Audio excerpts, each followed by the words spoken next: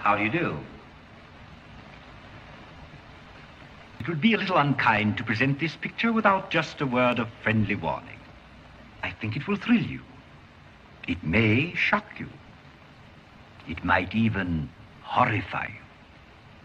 So if any of you feel that you do not care to subject your nerves to such a strain, now is your chance to, well, we've warned you.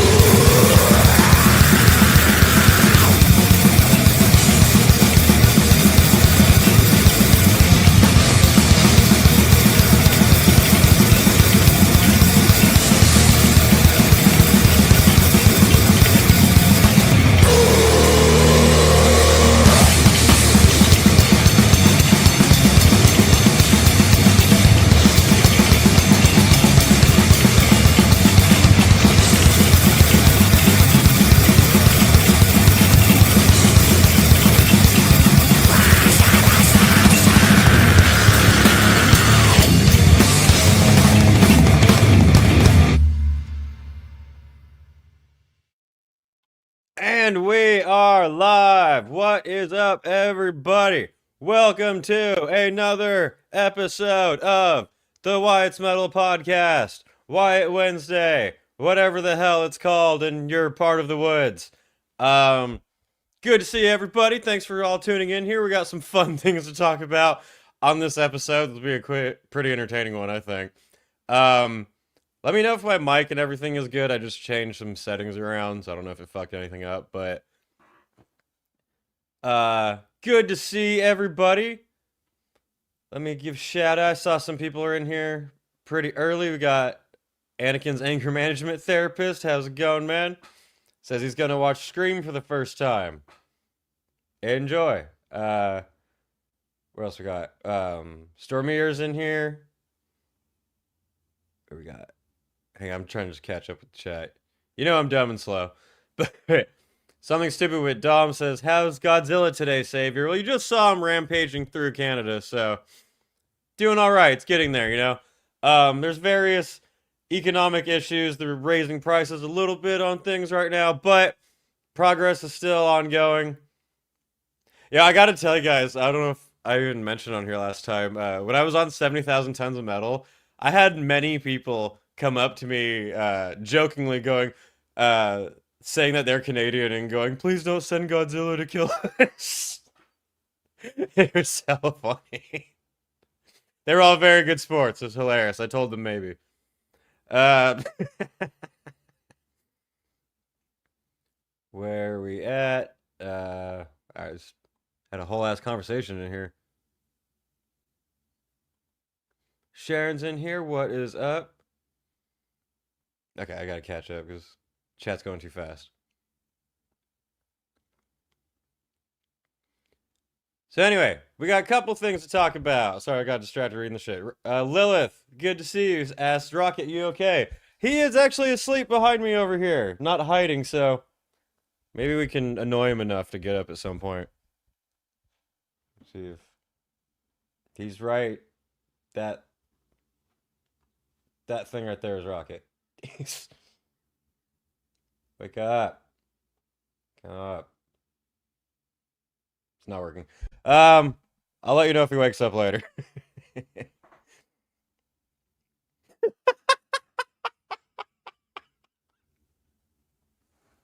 I scroll up to see Ellie not so smelly comment saying, "Is there still time to collect that free USA Israel flag pin?"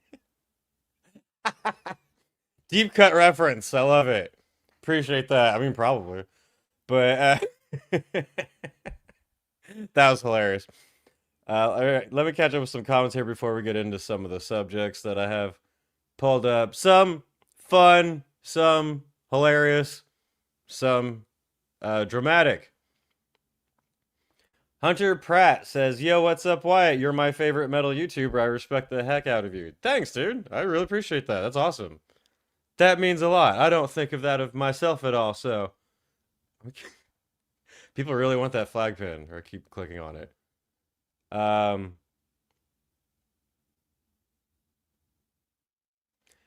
Jake says, "Sup, Wyatt? Any update about the new material being recorded for what you played at the Doll Hut?" Not yet, no.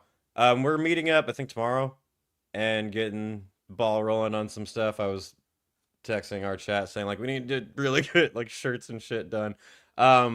We might have another show coming up on the 28th in Long Beach, the last minute thing. And then we got the Rainbow Show, and we're doing another one at Slipper Clutch sometime. um, but it's definitely there. So tomorrow we're going to be working on the song more. When we played it at the Doll Hut, that was our first, like, we just finished the song like the day before. So, yeah. So we're still getting it, but Wyatt lied. The bands never got announced and he went on a normal cruise.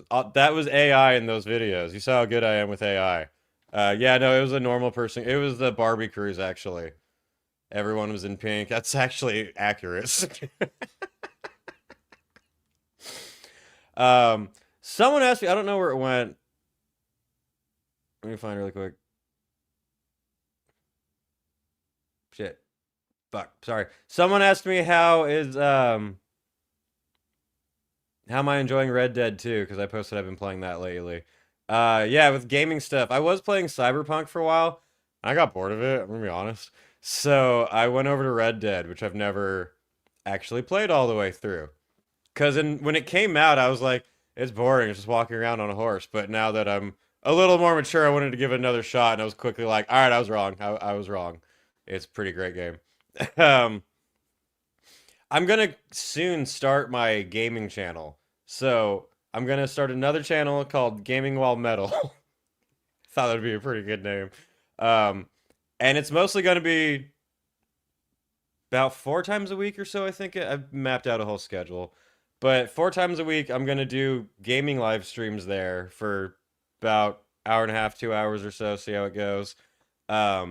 On this channel, I'm still gonna do the metal gaming streams, which I'm going to bring back this Sunday because I've been putting it off for too long. This Sunday we're bringing the gaming stream back. But I figure on the metal channel on Sundays I'll play metal related video games like Doom, Hellslinger, and all that. And then on my other gaming channel I'll play normal games. And I think the first one I want to do for that is Star Wars Republic Commando, because I have that on here and that will be sick. Because that's a great excuse to get back into gaming, I think. Couple more here.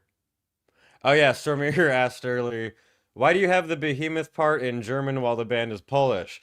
Because it's a play on the black metal Ich Krieg meme quote that's been a thing forever.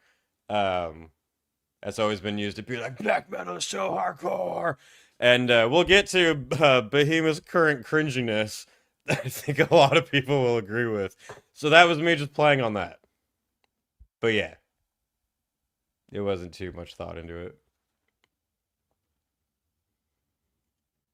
Lilith says, you gonna game you any good, Wyatt? So, I play single-player stories. I don't play online. I don't give a shit about playing online with anybody. I'm not trying to get the highest score. I'm not trying to get, like, the best ratio. I'm playing for fun.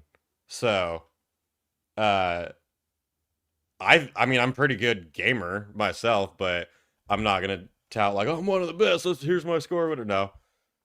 I do a lot of bloodshed in violent games, but...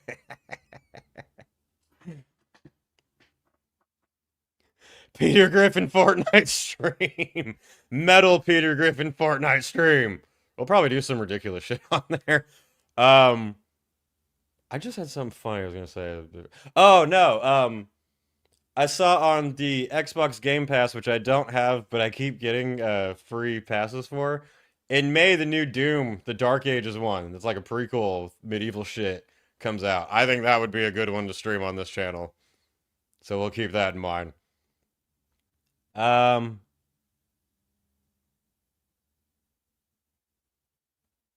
John Spence says the cyberpunk anime is so much better than the game, mainly because the characters and story is actually memorable.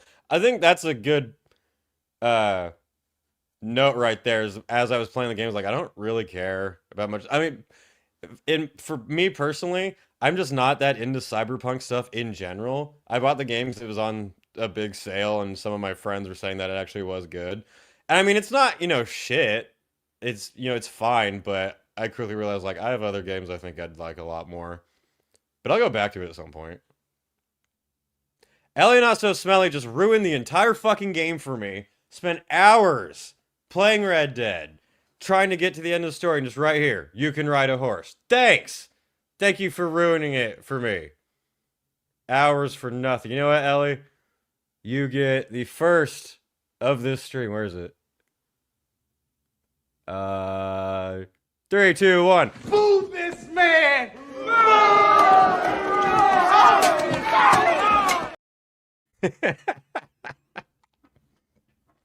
I know someone who dies at the end of the game, endish of the game, and someone you have to kill at the end of the game. Besides that, I don't know like the details of the story or anything. If you comment them on here, I will boo you too. Nay! I say nay nay!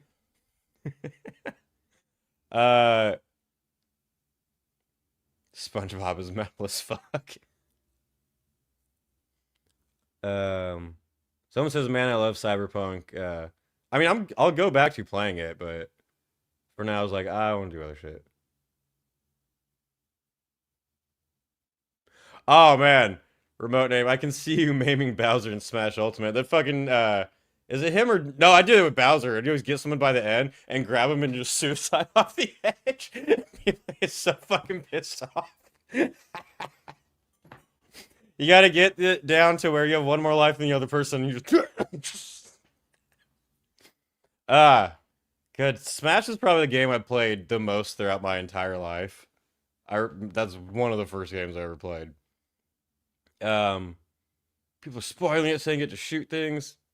Stop it. All right, let's get to one of the actual topics before everyone just. Next, you're gonna tell me that you can eat food in the game. Don't do that. first topic we can talk about is the big Ozzy show. The big finale, final Black Sabbath, final Ozzy performance, sort of. New bands have been added. New information has come out a little bit. Some people actually feel a little upset with some of the information that came out. But to start off, let's go here. Tool, Guns N' Roses, and Rival Sons added to Black Sabbath's Back to the Beginning final show lineup. What the fuck?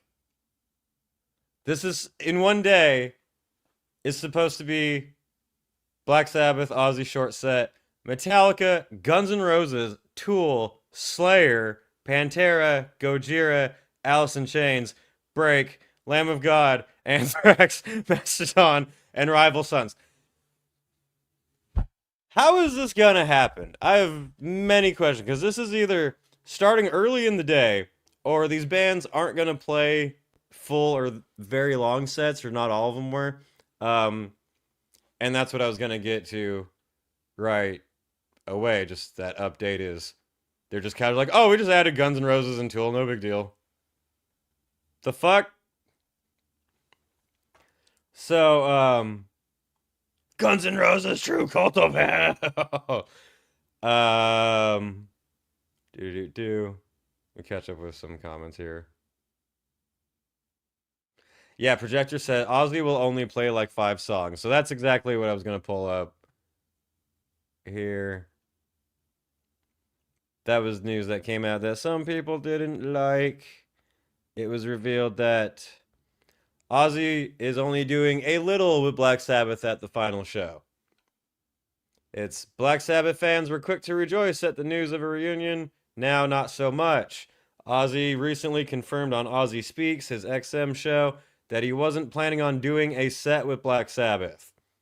I feel like that kind of would have been nice to mention, you know, when you announced it, and not after. I think maybe it's not such a huge surprise to some people, but still, you know, a heads up probably would have been cool. Granted, he was diagnosed with Parkinson's in 2020, so he isn't exactly physically able to perform to his fullest extent. It was, however, in some fans' eyes, marketed as a Black Sabbath show, not just bits and pieces. Yeah. I mean, if you've seen Ozzy live, you know that he basically does part of the songs. When I saw this headline, I was like, so people paid way too much money to see Ozzy mumble occasionally. That sounds like every Ozzy show that has ever happened. So you're getting the full Ozzy set. It's just going to be a little shorter. But,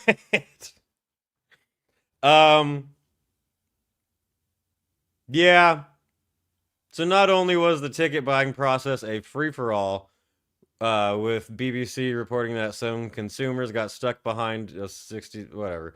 Yeah, I tried for that for like a minute, and at one point I got to the end and I was like, oh shit, this might happen, and it just showed sold out, and I was like, cool. People paid over way too much money for only 2 tickets. But now those who bought tickets under the guise of the show being a full Black Sabbath reunion are out at least $250, which, by the way, was the cheapest option available before fees. Okay, like, that is still cheaper than Sick New World. And you get, I'm not gonna complain. Out of everything with the show, I'm not really gonna complain about that ticket price. Maybe the more expensive ones, if you got like super duper VIP, yeah, you know, I don't like the idea of that expensive concert tickets existing, but for one day, for that, I would pay it. Would I pay that? No, but anyway, if anyone bought tickets and is upset now, feel free to post them online for sale. How does the chat feel about Ozzy doing some of the set here and there? Stormier says, I'm kind of afraid that Ozzy will collapse on the stage. I think it's going to be a bit of a surprise if he makes it to the show.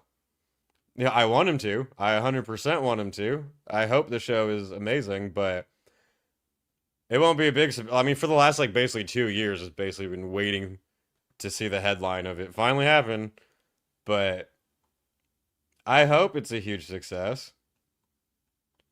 That said, kind of would have been nice to maybe say tribute to Black Sabbath or something. Because nothing about this, the final show, nothing about this implies I'm not going to perform a whole set. I understand that, he physically can't. I'm not clowning on him for that, but like they said, for the Ozzy set, it's going to be just a handful of songs. And I don't know. I'm going to guess that it's going to be basically a full Black Sabbath set with Ozzy here and there, and it's going to be all these guest people going in and out of doing the other songs. There's an interview that Sharon did with Tony Iommi, and they talked a lot more in detail about this, and they said there's going to be a ton of supergroup moments. It's going to be... So, I'm wondering if that will only be for, like, Sabbath and Ozzy, or if they might do it for all the bands. Because there's a whole shitload of guests on here, and bands that, like, know each other and play together. I'm wondering if, like, all of these bands will have varying guests in and out.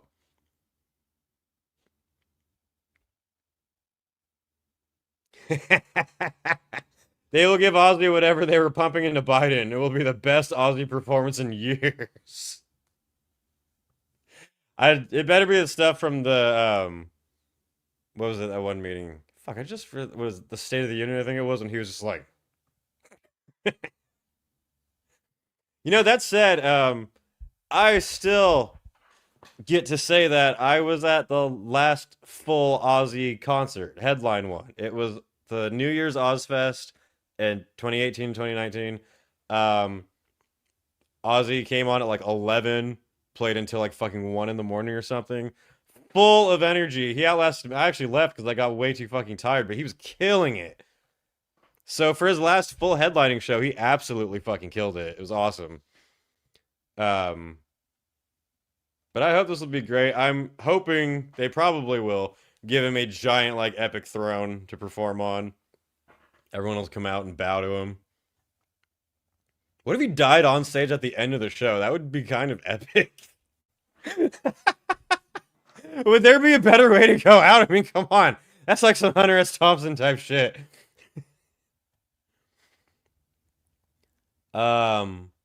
Josh L. says, always thought it was fucked up Black Sabbath is semi-rightfully called the first heavy metal band, when technically the term was coined for Sir Lord Baltimore, who like 9-10 people don't know. I don't know those. This had Sharon written all over it. Obviously, yeah. I mean, duh, there's been... My friend sent me a meme that said, like, a weekend at Ozzy's, and it's him project.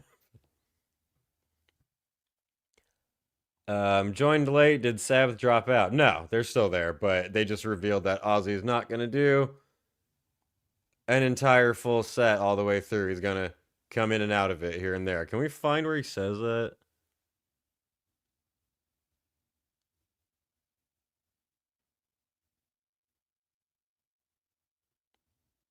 Alright, not there, but where's that video of them talking about it? Did anyone watching this actually manage to get a ticket? I think I know of one person who actually did. Oh, here it is.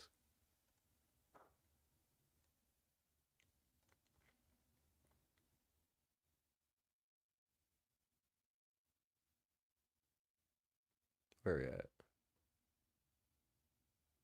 at? Max says, Ozzy will be fine. I mean, Keith Richards has been dead for over a decade. The drugs just haven't worn off. You are not wrong. You're not wrong.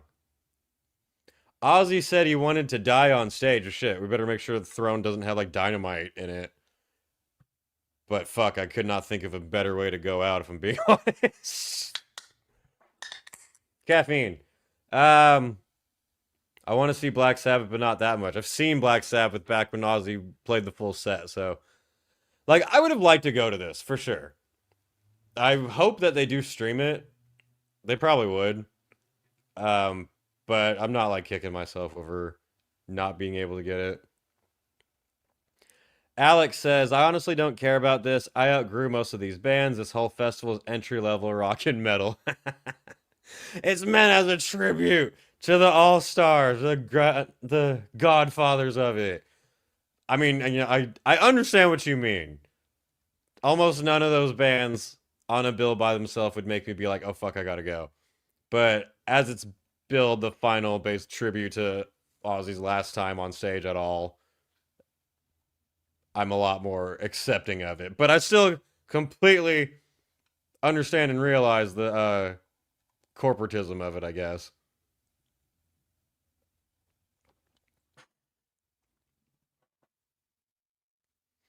A lot of people saying they tried but didn't get tickets.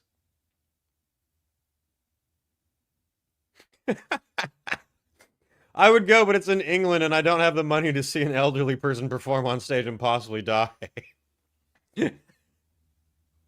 Damn. Are you talking about the final Ozzy show or are you talking about Congress? I can't tell. How's everybody just not talking about Slayer's gonna be there? Slayer's gonna be there.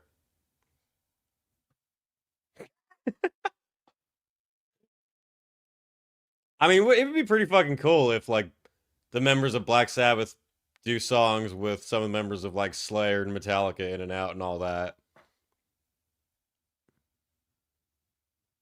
But let's share this for more details. Sharon Osbourne spills the beans, basically. Tom Morello is going to play with the drummer from Tool, who she clearly doesn't know the name of.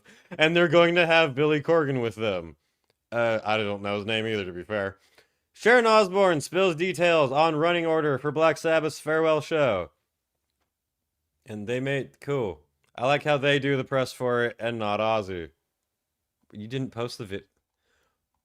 God, have I mentioned before how much I fucking hate lazy-ass journalists? You didn't even post the video! There's a full interview with him here.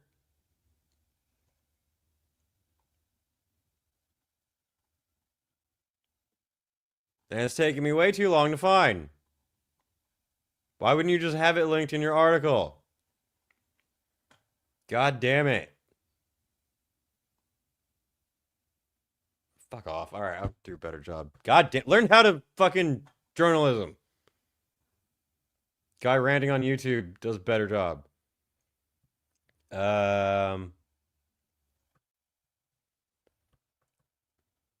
I guess it's just type Black Sabbath final show.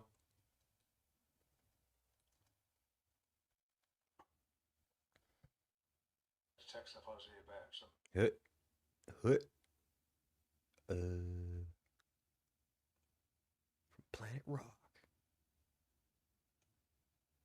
All right, we got, here it is. Text off Ozzy about some of the songs, but Let me know if you guys can hear this fine or if the audio is being weird. so many songs he come up with. We wouldn't be able to do all them. Planet Rock. Planet Rock. Sharon, Tony, good afternoon. Good afternoon. Afternoon. And welcome to a magnificent setting, the mighty Villa Park, of course. Now, as a Villa fan myself, and also a proud Brummie and a rock fan, this is quite the day for me, it really is. And as we've just learnt, this setting, well, we've got a massive gig coming up this July, haven't we? What can you tell us about it? That it is a massive It's gig. huge. It's huge. Everyone's favorite it's Sharon Osbourne. That bundle of joy, it apparently sticks, it looks like. All Yes. the icons are coming to pay tribute to the pioneers of this genre of music. And, they're paying their respects Yes. and their friends. So it's like doubly good. You are correct, how you use don't romance. get She better looks than like a that. mummy. That your friends are there and they turn up for you. It's going to be absolutely massive. This is obviously huge news, as it was something we never thought we'd see again, Tony, especially with the end tour Yeah, I back noticed in no Iron Maiden members on the bill. 2017. So, why the sort of change of heart on this? Well, it's a different thing as well. The end tour was, Facts. it wasn't the full lineup. It wasn't Bill, wasn't playing with us. And, well, we thought that was the end. But here we are. Then we saw money. I think it's a great thing to do, and it's a charity thing. Of course. The whole thing is a great event, and it's really different. It's something that's not been done before like this. I mean, the scale of this gig is absolutely enormous. I was quite taken aback when I saw the number of bands actually on this bill. It's like a sort of festival lineup, isn't it?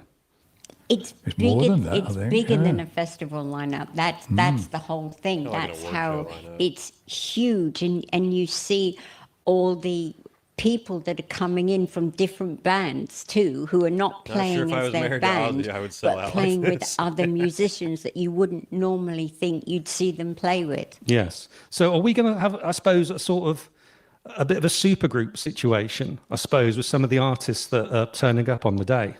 Yeah, I suppose it will. Here, wait, I want to read this comment. Projector says, Rob Halford gonna protest at the entrance naked. We're already excited for this event, dude. You don't have to get us more excited. Wouldn't it? Well, it's a very Yeah. super group, yeah. Yeah. Well, A lot of them. Oh, you yeah. know, like Tom Morello's going to be playing with Billy Corgan and, you know, the drummer from Tool. So it's like you wouldn't have thought that you would see those three guys together. But they're all from Chicago. So Yes. they're all, you know, home guys. And so they thought, well, we're all here together. Let's do it. And Tom Morello's the musical director as Yes. well. So how hands-on is he in terms of that? I mean, has he really got involved and been helping out and sorting the lineup out? I have to tell you, I couldn't have done it without him. Absolutely could not have done it. I mean, he's just been amazing. Hell of a job to take on. It is, isn't it? Jesus. Oh, It's really is. huge. I mean, it's like herding cats, isn't it? I mean, the amount of bands there are. I mean, how do you get it together? The logistics are just insane. Tom Morello was the guitarist for Rage Against the Machine. According to Sharon, he's gonna be like the director of the event. I guess he's organizing all the members together to do all their shit. Buffled. Well, people are coming in from all over the world because they're all gigging. Yeah. Because it's the summer, so everybody's out doing festivals, and they're, you know, somehow it worked. And I hope they live stream It's just it. amazing because I think you'd struggle to get this lineup to a festival, you know, across a weekend. But this is the pull of Black Sabbath and, of course, Ozzy as well, isn't it? I just think that, you know, This is true. as I said, the pioneers of this genre of music, and they have been around so long, and their body of work is so important Yeah. that that's it. Yeah, sure, we'll be there for you guys. You know, it's like, yeah, you know, when you call Metallica and you tell them what you're trying to do, and they go, we're there, mate. No Yeah. problem. Yeah. And how important is it to Ozzy and you as well, Tony, that it's at Villa Park? Dude, Obviously, well, Ozzy's house, literally, you could walk to. He'd Yeah. probably have a heart attack before he comes. Yeah, And maybe. he died at the match because he couldn't afford to come in. Seriously. Seriously, he's never been Seriously. inside because he couldn't afford a ticket. Some of the songs, but there's so many songs he come up with. We wouldn't be able to do all them. But yeah, we haven't picked exactly which ones yet, but I think we more or less know. Fantastic. And Bill, All of the course, usual. being involved as well. How did that come about? How did that conversation start? Sharon's fault, that one. No, it wasn't. It was Ozzy just called Bill and said, you know, we're planning on doing this. Take care, Hunter. Would Thanks you for be tuning a part in, of it? And he just said, yeah, I'll We got be pretty there. much We've done everything over out the of this years, already. different bits for the different charities. Yeah, big final Ozzy show. Where am I? Of him not performing the full set. People a little upset by that. I do think I'd be a little disappointed. On the other hand, I understand, but I think they could have marketed that a lot better. Kind of weird that they didn't, because I'm sure it still would have sold out. They still have that lineup with all the bands and everything. Like, I don't think it would have been a hard sell, even if they did say up front that Ozzy will basically come in and out of it. Besides that, yeah. It's funny how not many people in the chat seem that excited for the show at all. It's kind of like that'd be cool, but you know.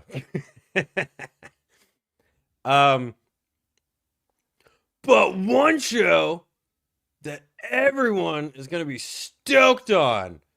Ladies and gentlemen, we have the greatest festival of all time was just announced.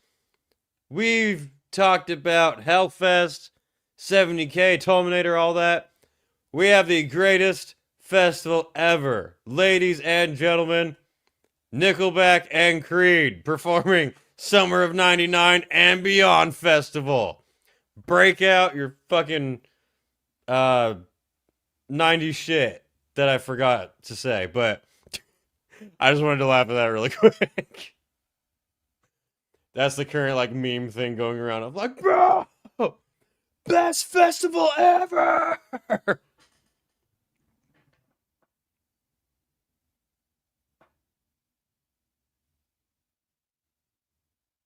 The festival is just for divorced dads.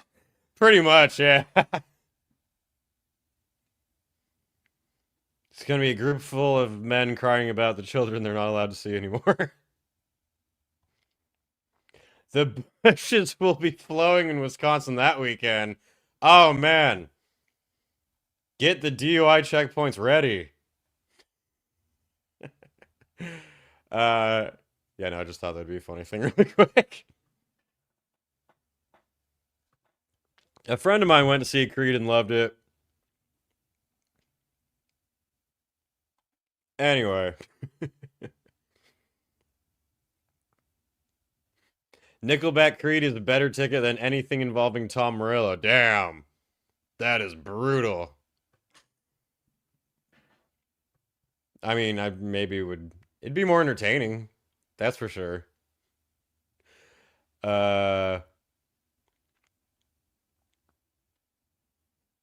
Kinky Sizemore, what's up? Says, have you seen the shit that is going down with the Austrian metal band Lord? A band dissolved because their lead singer is a kid diddler. I saw that go up a little bit before I came on here. I just saw like the headline. The article I read, it didn't go into any detail. It just gave their like really vague posting about their band was ending, but I mean, I assume that what it was too. We could pull that up. That might be that's a quick thing to go over too. It won't take that long, I don't think. Band.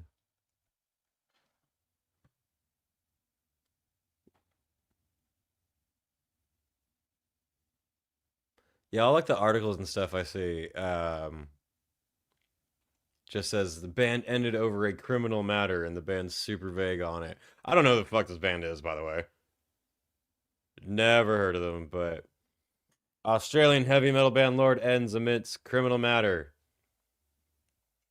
This is from October 2023.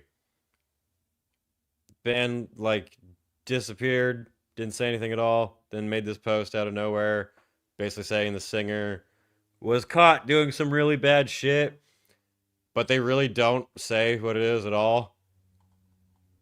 But I kind of guessed that. On October 7th, we were made aware of some deeply concerning information regarding a criminal matter.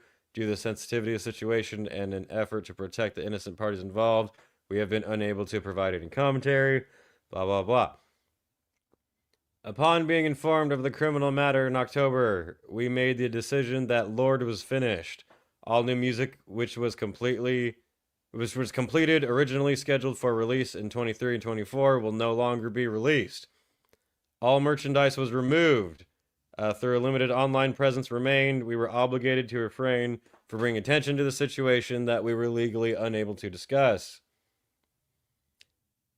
That's basically it. It says, given the severity of the situation and the legal restrictions on what we can say, we are left with little ability to appropriately and safely articulate our thoughts and feelings or to comment any further. Because they're in Australia and they don't have freedom of speech because Americans.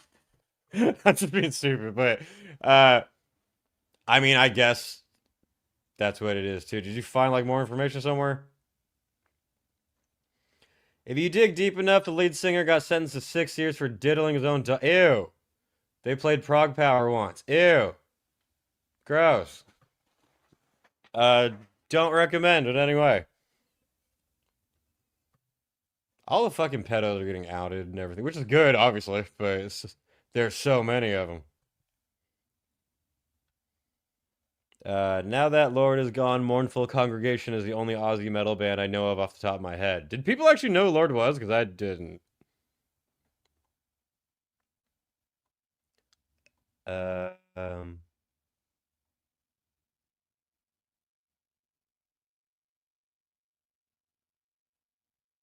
Yeah. Well, that sucks for them. The other guys in the band, good luck with whatever you do. Gross.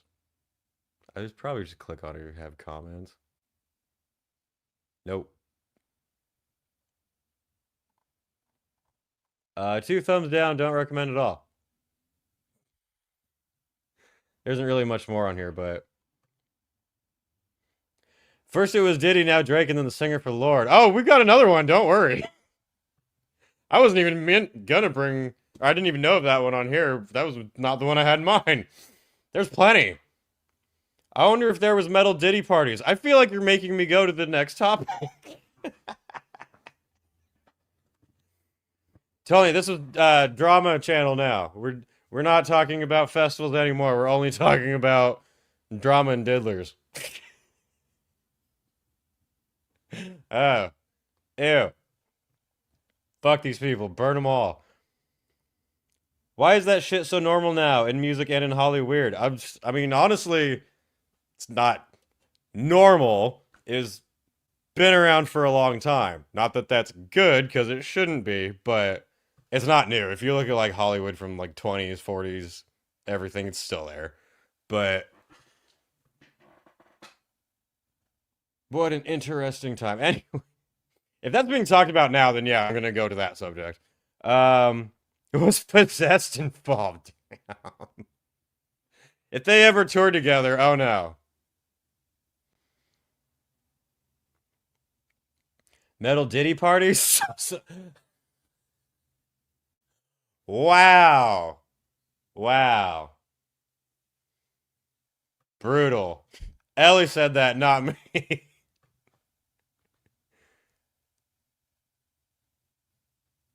Where are we at? Aerosmith used to have baby roadies, so yes, there kind of was rock Diddy parties at least. Well, the person we're going to bring up was kind of involved in some of that, actually. Oh, no. I'm sorry, I don't know how to pronounce your name, but you're saying, didn't they have that Hard Rock Hallelujah song? No, that was Lord E. That's a completely different band. Yeah, no, not the same at all. When are we gonna have a Kanye and Varg collab anytime soon? That was gross. Did any of you see Kanye's post the other weekend? Holy shit.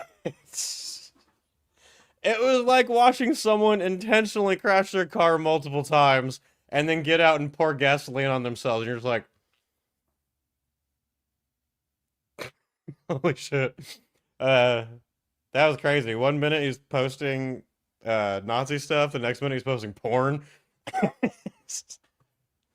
Don't I'm not telling you to go look at it. I'm laughing at what was there. We got the Epstein files, we got the Diddy files. I can't wait for the Kanye files.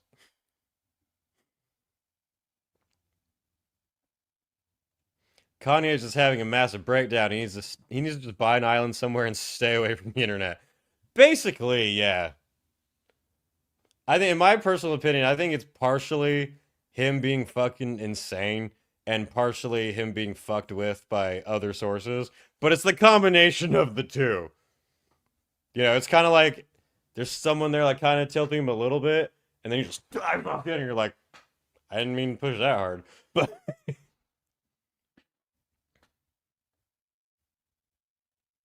Ellie not so smelly with the correct fucking statement. I thought the exact same thing.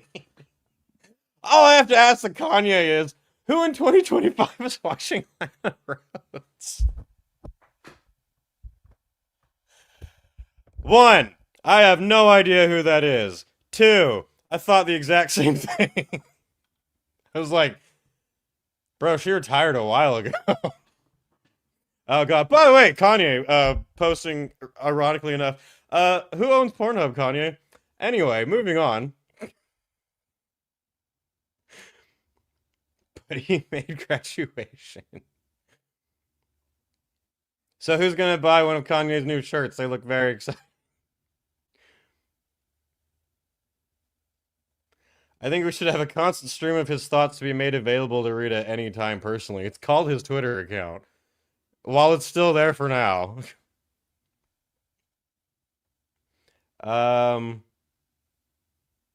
Jake Bream, back to a metal conversation.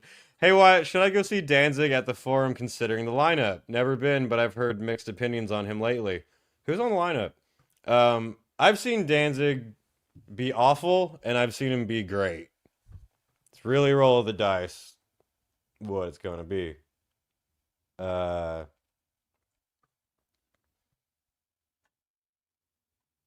who's he playing with? Oh, Down. Oh, yeah, I would go to that show.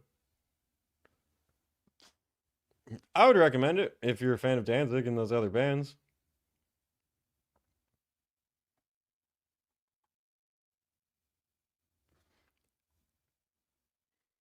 Phil and Selma is a big fan of Kanye's designs. Probably.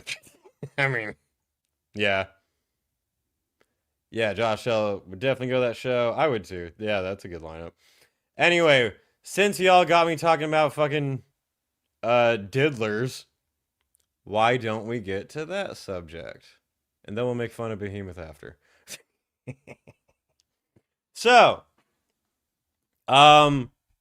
everyone's favorite internet personality, Ronnie Radke.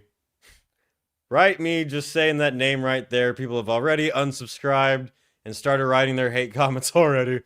No matter what you think about Ronnie Radke, he, as the other day, went on a war against this guy in the old rock metal scene who he is quite certain is a pedo. And he's made a lot of videos calling it out. And I completely understand people who think Ronnie's annoying and don't like him. I personally do. I find him funny, but I'm not going to be like, no, you're wrong. Like, no, he does act pretty sure and wild at times. But, I mean, if he's using his platform to call out an actual predator, I think that's a good thing. But I wanted to get into this and basically give the floor to him a little bit. Because, one, it's kind of funny. Two, I respect it, honestly. And three, I do think it's something that should be, like, known because, like, ugh, I'm muttering my words. I'm sounding like Kamala here. Well, let's get into the first video. But let me just to state right away, I had never heard of this person before that Ronnie's going to talk about until these posts. So I have no idea if it's true or not. I have nothing to add. But I saw other people commenting saying that it was. Hey, Trump, knock, knock, knock, knock, knock, knock, knock. Come to the door, you fucking pedophile sympathizer. Brentwood, you fucking kid fucking piece of shit. I ought to fucking stab you in the throat with a piece of plastic, you fucking punk bitch. Hey, Brentwood, that girl in this photo is 17 years old. That girl, you lied to her parents about what she was doing so you could fuck a 17-year-old when you were 53 years old, you fucking piece of shit. Hey, is that Eddie Trunk sitting next to you condoning this pedophilia? Another one with the dates. I just had turned 17. Eddie Trunk is here. At this time, Brent was lying to my parents saying he was my music mentor and convinced them to let me live at his house. Not once did I get a lesson.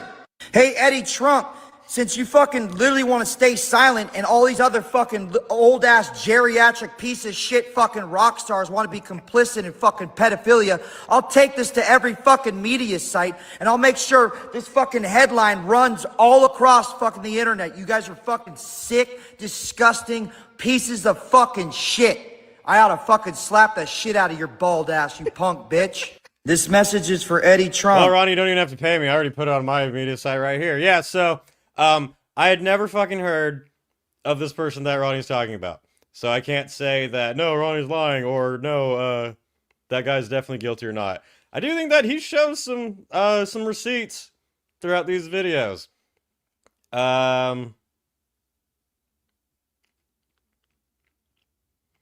Max is 100% correct. He says, if he's using his platform to call this dude out for being a pedophile, he better be damn sure he could get sued for defamation. That said, fuck that dude.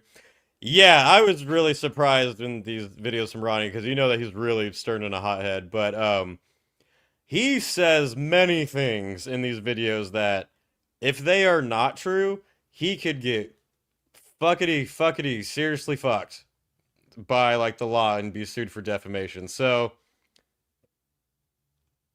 his boldness, I think. So, well, not only that, but he's being crazy bold about it, saying this dude is definitely one. Ronnie's saying that, I'm not saying that. So not only that is he basically grabbing the legal shotgun and aiming it right at his head, but the guy that he's talking about privated his profile after he started posting these, which is always an excellent sign of innocence, in my experience. But yes, you are correct that if Ronnie better be goddamn sure, or he's going to be seriously fucked in the court of law.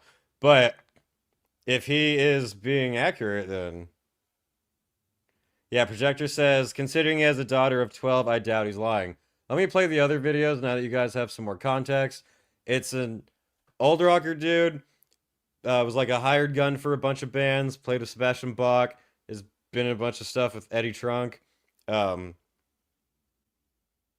Radke claims that Eddie supposedly knew a whole lot about this stuff. So, like I said, he grabbed the legal shotgun and is like, do it. So, he better be right. If I make a video on this, which I was thinking of doing, I wanted to play Ronnie's videos while I'm just sitting here with a bucket of popcorn, just be like... Anyway, It's for Eddie Trunk, Sebastian Bach, and Brent Wood, the fucking literal 60-year-old fucking pedophile that fucks 15-year-old girls and lies about... Anyone know a Brent Wood? Anyone know a guitar playing Brent Wood? Because I don't. Teaching them guitar lessons to get them over to their house and literally tricks their parents so he can fucking pretty much rape these fucking young little girls. Why is it when I fucking ask you guys to not be complicit in your friend's literal fucking pedophilia, you not only block me, but you go private instead of fucking messaging somebody? Also, Eddie Trunk, I call out your best friend where you're hanging out with fucking young girls and watching this motherfucker fuck young little teenagers at 50 years old. What do? You literally block me and you go private and turn your comments off. Sirius XM, you hired this motherfucker, Eddie Trunk, to be on your radio show. Did you know that he's complicit in fucking letting his friends fuck minors, teenagers at 50 years old? You guys all should be fucking ashamed of yourselves, you pieces of shit. I'll slap the fucking shit out of you, punk bitch. You know what? You know what's crazy about this, Sebastian Bach? And this Rock for Ronnie, the irony that Rock for Ronnie was dropped yesterday, Ronnie, my name's Ronnie, is the fact that he gets pretty stupid at this part. He actually had to make another video going back on this all-star band, your boy Brent Wood is playing in it, and he's a fucking pedophile, and you know that, and you know he fucks kids. You piece of shit. Oh my God, I swear to God, if I fucking ever see you in person, bro, I'm going to jail. Fuck you. This message is... So he had to make another video saying that Rock for Ronnie concert, this dude that he's talking about, who's apparently a pedophile, is not playing that show. Is not there. So he had to clarify that. This message is for anybody that has hired Brent Woods as a guitar player, which is literally everyone. From Aerosmith to Motley Crue, or people in Motley Crue, to Eddie Trunk, Sebastian Bach, Skid Row, all these motherfuckers, all you. No disrespect to the older rockers, but all you geriatric fucking whack on motherfuckers, you need to listen to this. I have a 12-year-old daughter. And I love her very much. And I know all you motherfuckers have kids too. And a lot of those kids are asking, Daddy, Daddy, why is my favorite singer saying this about your friend? My friend dated him and broke up with him because she caught him sexting a 12-year-old. Guys, Ew. I'm getting blocked. I'm getting like you know what I mean, by these fucking people, dude. They don't want to admit it, man. This man is literally fucking a pedophile. You guys are literally, I know for a fact that all you geriatric rockers right now are sending screenshots of what I'm saying to each other, because the screenshots are being sent to me about what you guys are saying. So all of you guys know what I'm talking about right now. This man is fucking literally trying to have sex with 12-year-old girls at fucking 60 years old.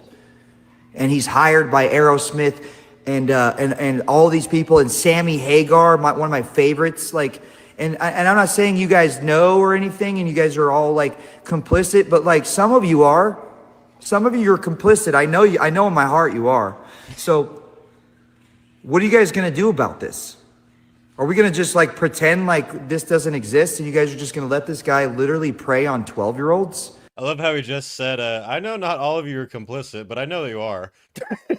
And 11-year-olds maybe? Your daughter's age? Anybody that fucking sees this that blocks me, like Eddie Trunk and Sebastian Bach, you are complicit in pedophilia, and I swear to fucking God, I'm not gonna stop. I actually had to stop, and I had to edit that out because I said something hella crazy. Like, you know what I said. I know like all these people that follow me that are like big in the world of like music and stuff. I know you guys are watching what I'm saying, but you're afraid to like my posts. And I understand that it's a slippery slope and you don't want to upset your friends that are also in big bands. But listen, guys, if you're watching this and you know that motherfucker and you know that he's a fucking pedophile, and I find out, bro, I'm fucking going off. It's not okay. This is not okay. Like it bothers me so much that this dude is tricking people's parents into getting young girls over to their fucking house so he can have sex with them. He's sexting 12-year-olds and he has a 21-year-old girlfriend right now, guys. The only reason I'm not posting her is because she doesn't know any better. She looks like a 17, 16-year-old little girl, man. You guys don't understand how deep this rabbit hole goes, man. Fuck this. So my biggest question is, why does Ronnie film all of his videos being at the corner over here? He does it for every single one of them. Yeah, I liked what? Oh yeah, Josh L says, I'm with Ronnie here, but the dude is a moron. But if he's attacking somebody who deserves it, I mean, what do you know? But very interesting situation. Let's see where we at. What's up, guys? Just want to clarify some things. This Rock for Ronnie concert that benefits people with cancer and is in loving memory of Ronnie James Dio, a legend, has nothing to do with Brent Woods, the pedophile. He is not on this festival, even though Sebastian Bach is kind of affiliated with him. So this has nothing to do with Brent Woods, guys. However, this Rock for Responders festival that has Eddie Trunk and Brent Woods on it, what are we going to do about this one, guys? This one's the 27th of February, which is coming up in Los Angeles, California. And Rock for Responders, you guys are literally, you have a pedophile that fucking talks to 12-year-old little girls and Eddie Trunk on there that gives alcohol to fucking minors. What are you going to do about it? Hey, what's... So that one, the Rock for Responders one, actually has the guy he's Hey, talking what's up, guys? about on the lineup, on the flyer right there, so that dude's definitely there. And because of Ronnie's platform, obviously a lot of people started going to the page and commenting on it. I saw earlier today, I went and looked at that page, and it was there. I saw people saying they were deleting comments, but I still saw comments there. And then, a little bit before this live stream, I went back to look at their page, and they had turned off comments completely, and all comments are gone. And on one of their posts with the flyer, it says like nothing negative is allowed here. You will be reported and blocked if you do. But yeah. Liquid Mike says, has he ever had pedo charges himself? If you mean Ronnie, no. No, he hasn't.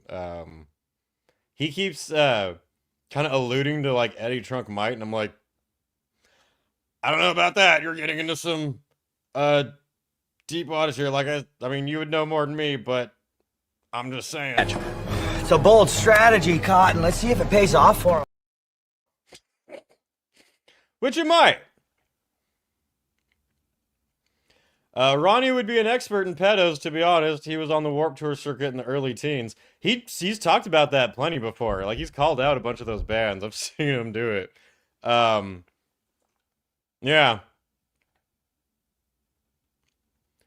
F this clown. Ronnie F. ever band member he ever had. Okay.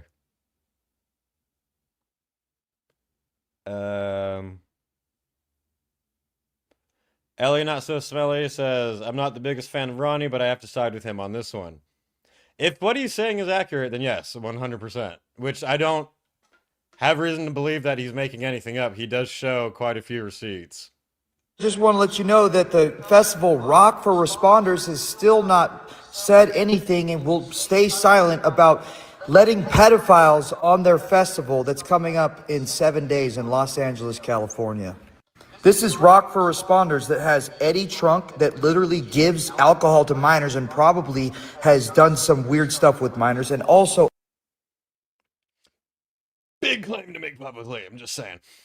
This person commented, everybody has their comments turned off. I checked. Everybody you've mentioned in the last 3 days. Only guilty people turn their comments off.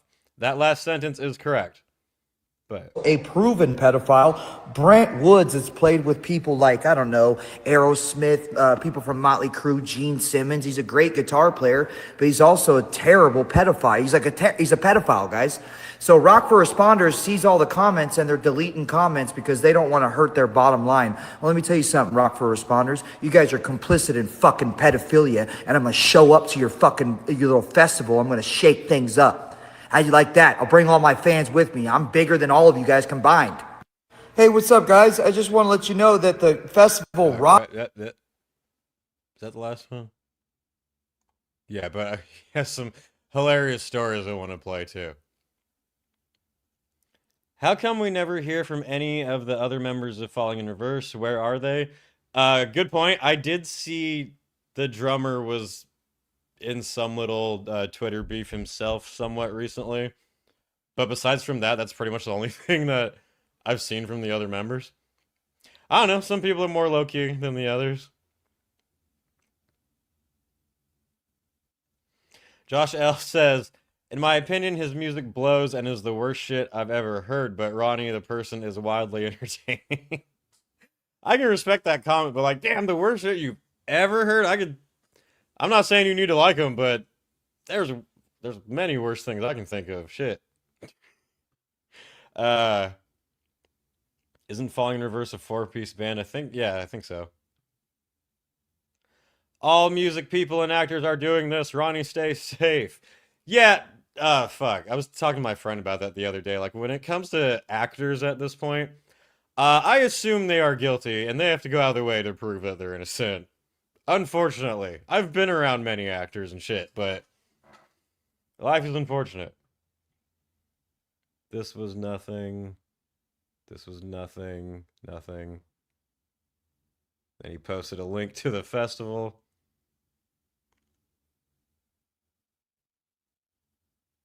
Anything he's doing. This message is for anybody that works at Rock for Responders Festival that wants to see my DMs and literally fucking ignore me. Rock for responders, you guys turned your comments off. I sent you screenshots of Brent, the guy that you have on your festival, sexting a fucking 16-year-old girl that he also took her virginity when he was 54 years old. Overwhelming evidence from a bunch of people, multiple accounts. And you just want to leave me on scene and turn your comments off. If anybody out there knows who the promoter for Rock for responders is, please send me their phone number so I can literally fucking destroy them right now. Because they all have kids. If you guys are doing all this and you're ignoring and fucking pretending like it'll go away, it's not going to go away. You guys are all fucking pedophile sympathizers. Take the motherfucker off the festival or I'm fucking going all the way. Damn. That's the thing about him. Like, even if he says things I don't agree with or goes farther than maybe I think he should or something, I just respect how out and not giving a fuck he is. You know, it's like, damn, that takes serious balls to do that. But yeah, I am definitely interested in following this story and seeing how it goes from this. If that dude is guilty, which, I mean, there were some receipts there. Gross. Fuck that. Get the wood chipper. And shout out to Ronnie for using his platform to do that, because most other people would just be afraid, not want to say anything. You don't want to ruffle any feathers and all that crap. Stormier, I like the fact that Ronnie doesn't take shit from no one, but sometimes it is just childish of him. Yeah, 100%. I don't think anyone would disagree with that statement, honestly. Substitute Metalhead says, gotta go, I have a test to take to become a teacher. Wish me luck. Good luck. Teach them the ways of the dark side.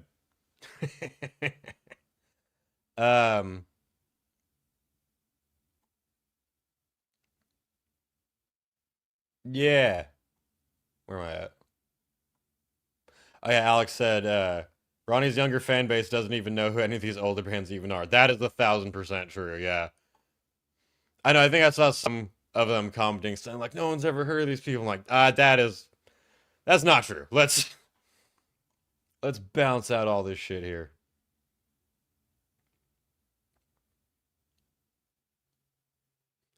Ronnie is seriously becoming the modern day Fred Durst. If he gets Fred Durst on a song, I am 100% down.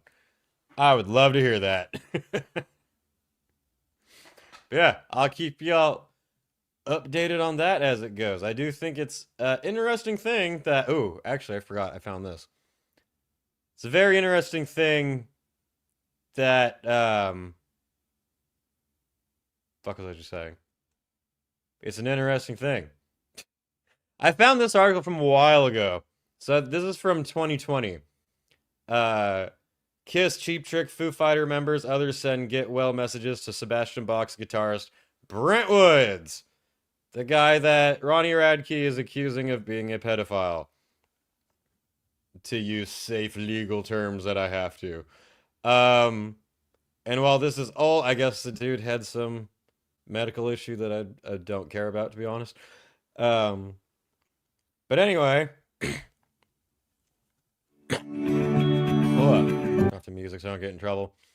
This is supposedly pedo guy. According to Ronnie Radke, I would like to make that clear.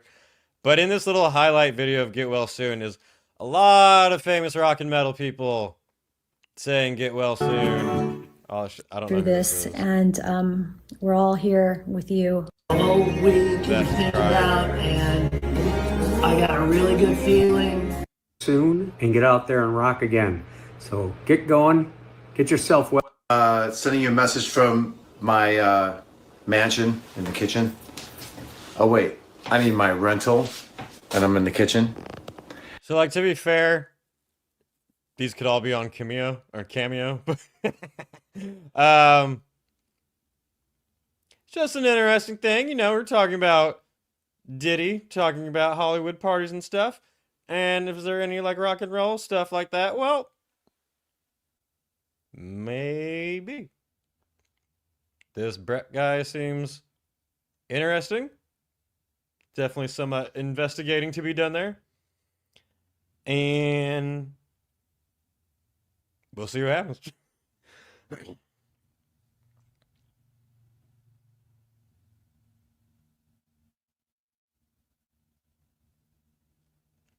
So other band members did Ronnie call out. He called out that Brent guy and basically Eddie Trunk and Sebastian Bach for being affiliated with them, but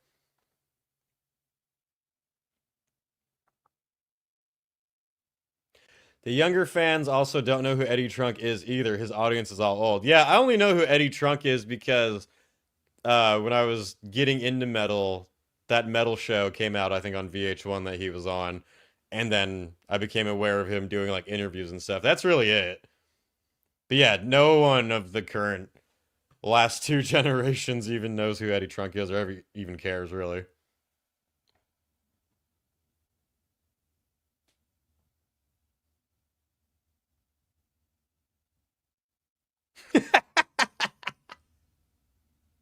Josh L says, if I got a 46-minute long get well soon video, I'd die of boredom halfway through it. Like, fuck these people, dirt. The 70s was full of pedo rock stars. Yeah, that is an unfortunate thing. If you want to go back and look at most artists that you like back in those days, it's going to be very uncomfortable.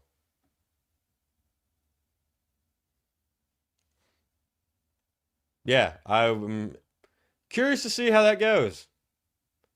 Anyway, I wanted to bring up some funny shit. The other thing that I mentioned in the title, the Behemoth is cringe.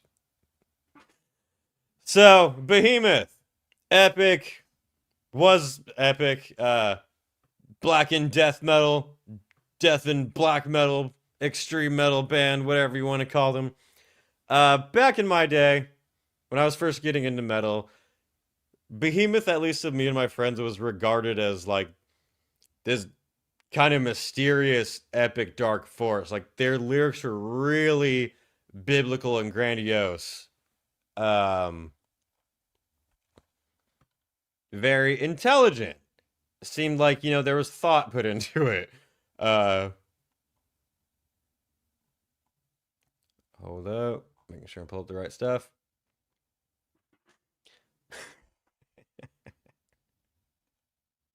Wonder if anyone even knows what I'm about to go on about. It's a cult and you're not in it.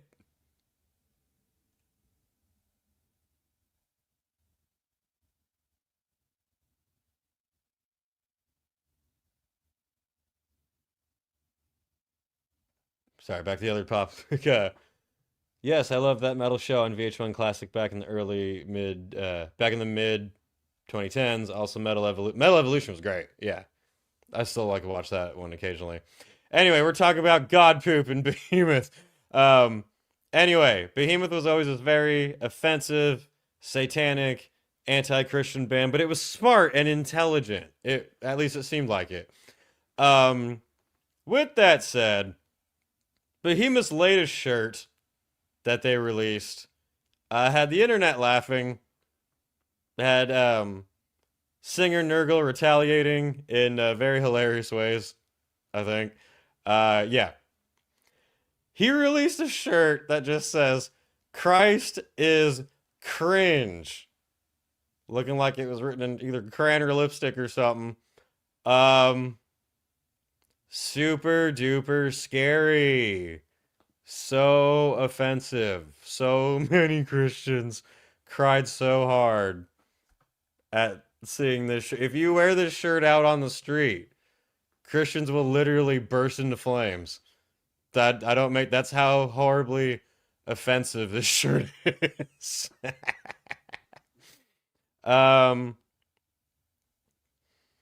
Real quick, we got Dylan Dragontail gifting Wyatt's Metal membership. That's awesome. Thank you, sir. Badass. Wait, I clicked wrong. Oh, my bad. Something stupid. Dom says, Wyatt, can you say hi to my dog Groot? What is up, dog Groot? My cat Rocket will fight you, probably. Yeah, so is anyone intimidated by this shirt? Is anyone like, oh my god, that is badass? I am gonna buy that and wear it around so everyone knows how cool I am.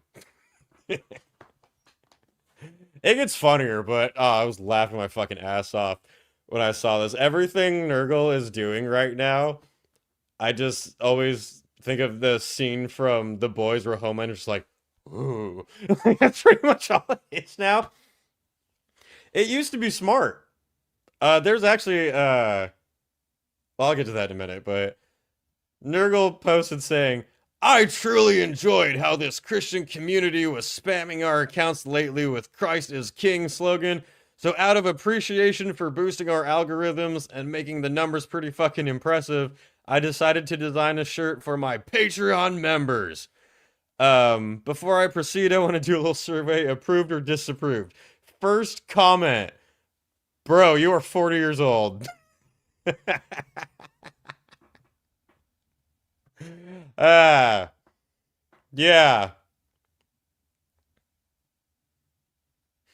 First comment is some simp saying, "Can't wait till you're 40 and you get the some jackass telling you what you can wear and do.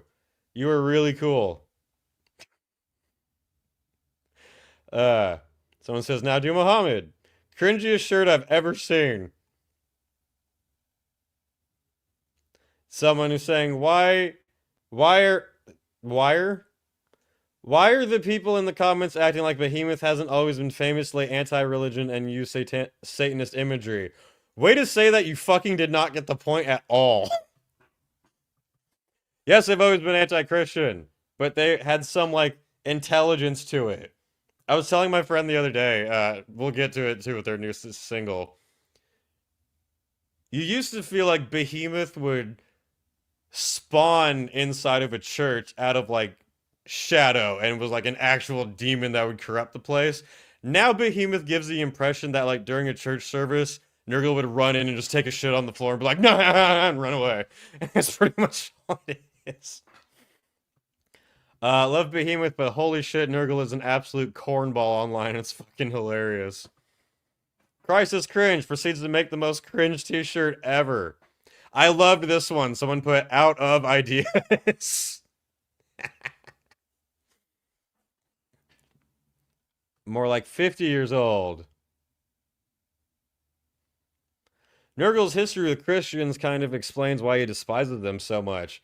Yeah, I mean, I get that, but like I was saying, it seems like he's gotten more immature as he's gotten older.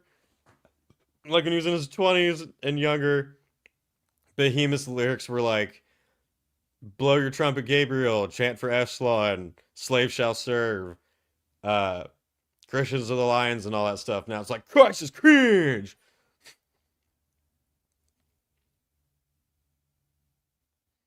Anti-Christian stuff isn't even low-hanging fruit. It's below ground nowadays, right?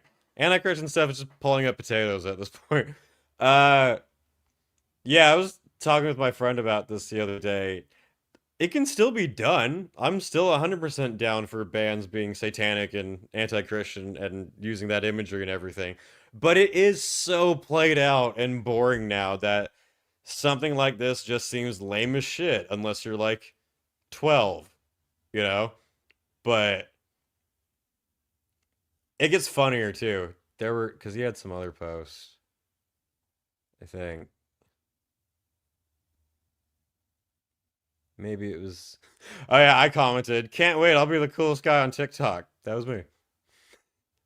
Remember in 2004 you guys released Demigod and your band wasn't cringe at all? I commented on that. Good times that was.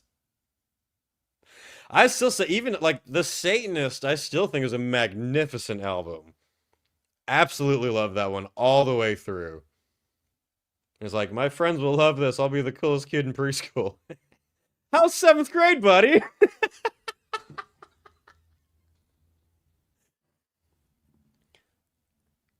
Where's, I swear, Mom, it's not a face.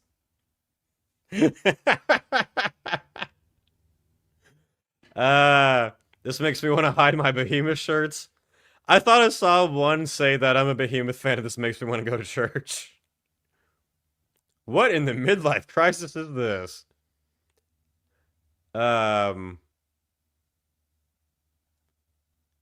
If you go to Behemoth's actual one, or was it here? Oh yeah, this was hilarious. Nurgle's PR explanation for making this shirt says, "I would have never come up with this title myself. My adversaries handed it to me. My adversaries. Some like little prick on an anonymous account on Instagram making a troll post is an adversary. You must be crushed under the weight of my menace. My adversary." When I get stupid ass spam comments like that, I either laugh at them, make fun of them, or ignore them and move on. I'm not like, "You have become my mortal enemy. I'm going to release a shirt mocking you. You are my sworn adversary." I just thought that was hilarious. I know everything he says in his PR statements tries to make it more epic than it actually is, but that was just fucking hilarious. I think like some random bot accounts, no name profiles, or some, you know, pale like white dude just spouting like Christian nationalism is his adversary.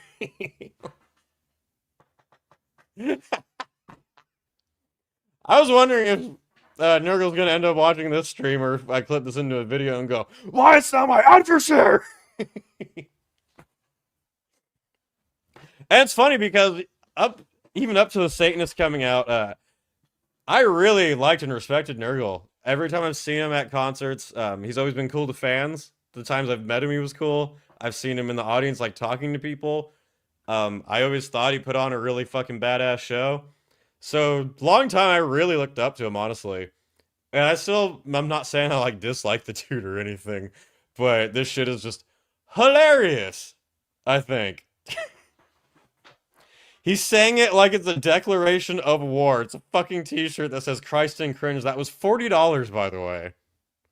If you were I guess if you were a Patreon member, you could get it for free.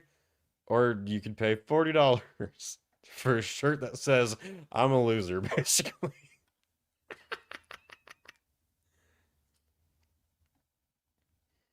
I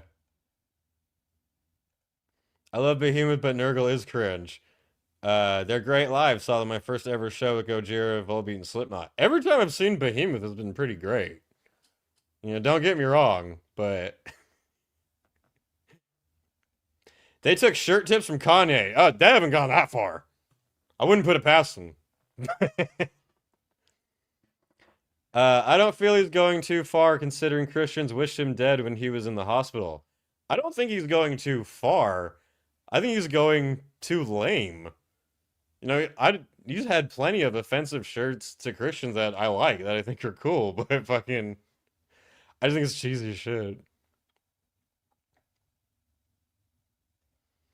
I'm atheist, so I think all religion is just stupid, including Satanism. Not saying you're wrong. Not saying you're wrong at all.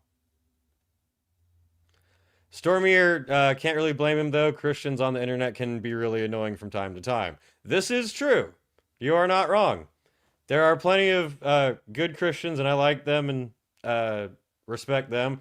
But I've definitely seen the nationalists go off at times on some really stupid shit. You are not wrong. I'm not saying there's not, like, annoying, you know, trolls out there and shit, but...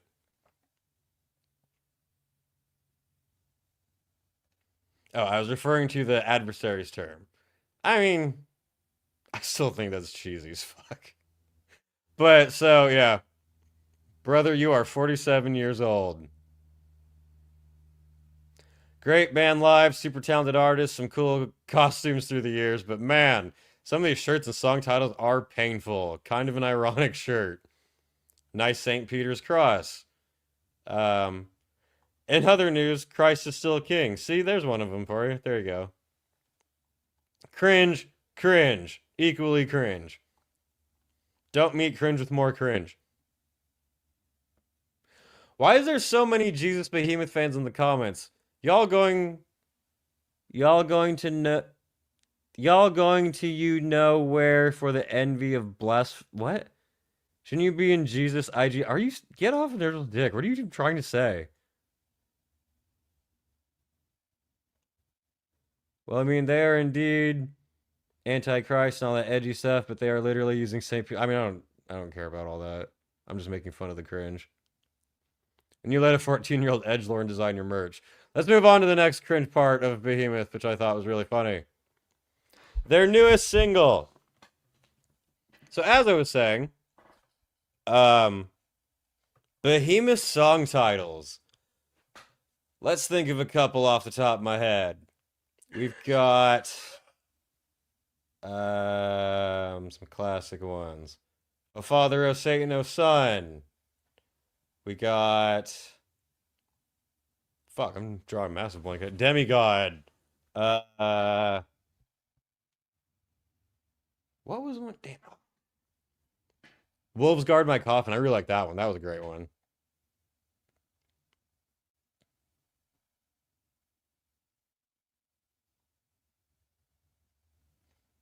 That shirt really describes the saying, there is no bad marketing, but that shirt just is bad. I mean that as a massive Behemoth fan. Yeah.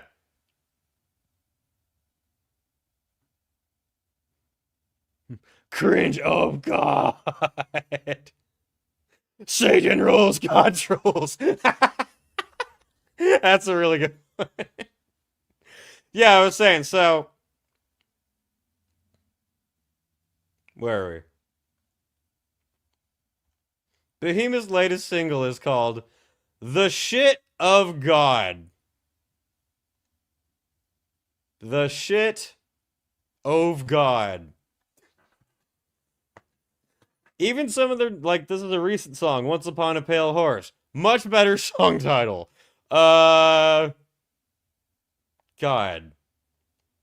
Chant for Echelon, I think I already said. At the Left Hand of God. Lots of good stuff. Over the Decade of Theron. Great one. We've got The Shit of God. I've been telling my friends, like, the next song is going to be called Christ Poop. Lilith says I hate Behemoth. Damn. I'd rather wear Balenciaga metal shirts. I mean, Nurgle probably owns plenty of them. Oh, hey, it's Edgy Me when I was about 15, right? Right? I remember first hearing about, like, anti-Christian stuff and being like, ah, I'm gonna be so cool. Be like, God is poopy. The shit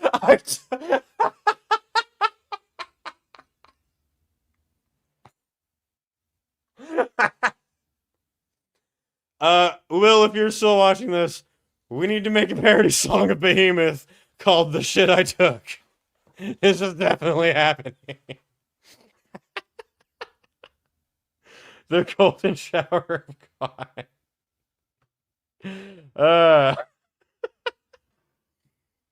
I'm not going to play the song because, you know me, I worry about copyright stuff. Some of the comments are pretty funny. My little 2-year-old daughter was suffering from constipation for 3 days already. Upon hearing this beautiful song, she finally was able to purge. Thank you so much. I hope she resumes talking soon. Next single, Da Piss Off Satan. Exactly. Interesting how split the comment section is. This just ticks every possible bingo box for a Behemoth video. Perfect for a high school cheerleading squad. Behemoth at this point is just a meme of its old self. Pretty fucking much, dude. Apparently Nurgle was inspired by the poop emoji for this song. Nurgle is good at scaring Polish grandmothers. Proud fan, but I need to accept the poetic brutality of Demigod or Evangelion is just a nice memory. Facts. That is basically my feelings on the situation. There's a difference between, like, actually, you know, being offensive and controversial, which is kind of hard to do nowadays anyway, in terms of being satanic, but there's a difference between being that and just being cringe as fuck, or being like, dude, you're not scaring anybody, we're laughing at you.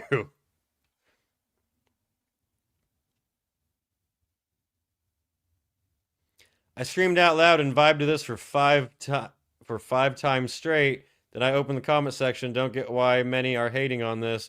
Maybe because I am new black metal. Exactly. From demigod to the shit of God. Exactly, dude. It made it even funnier. Can't wait for the Behemoth Goodalax collab. I remember thinking if I listened to Behemoth, I was gonna go to hell. They were one of the bands that felt genuinely scary for a long time, you know?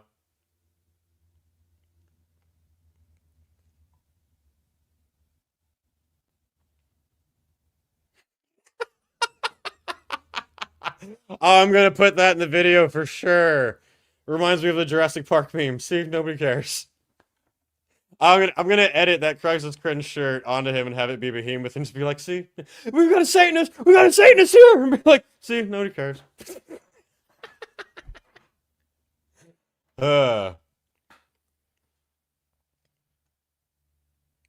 Yeah.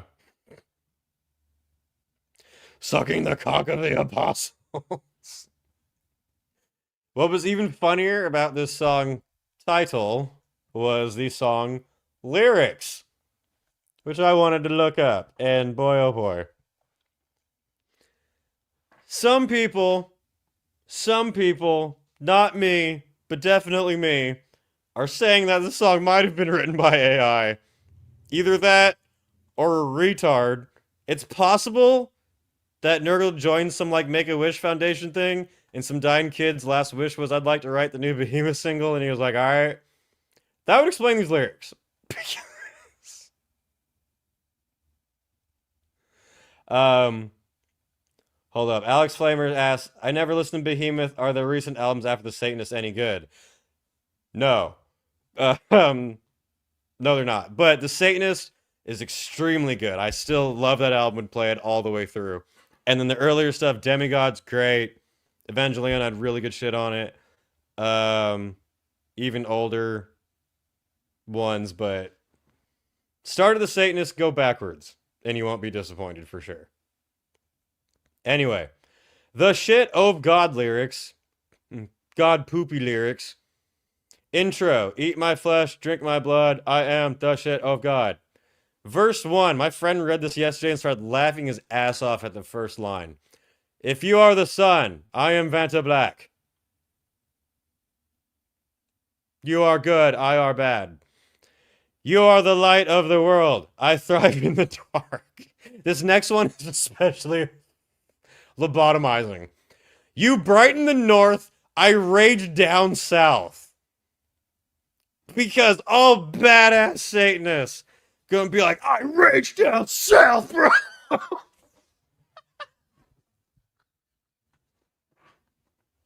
Oh my god, I was dying when I read that part.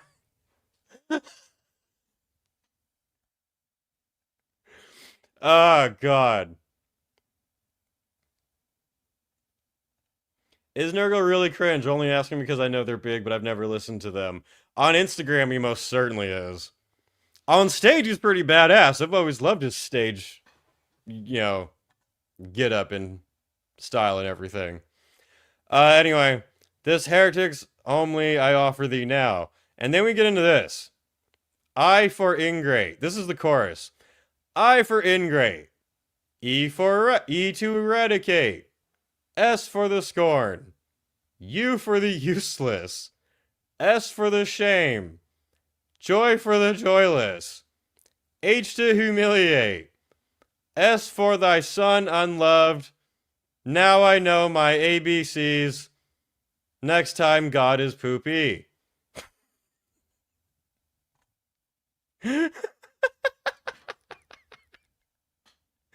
Oh, God. Yeah. Same energy as an alcoholic mother telling her kid, I'm big, you're little, I'm right, you're wrong. I are good, you are bad. God. I couldn't believe that shit when I read the chorus. What the fuck? Impaled Northern Moonfrost had better lyrics and titles. I think that like day or two before I discovered this, I had finished writing the lyrics to our new song, and then I felt especially proud of myself. That is the most shittiest song lyrics I've ever heard. On the video of this, when I edit this together, I'm going to put in the clip from Family Guy when they're like, you did write a song, and we're going to put it right here on the fridge. That way we can see it every day. Like, yeah.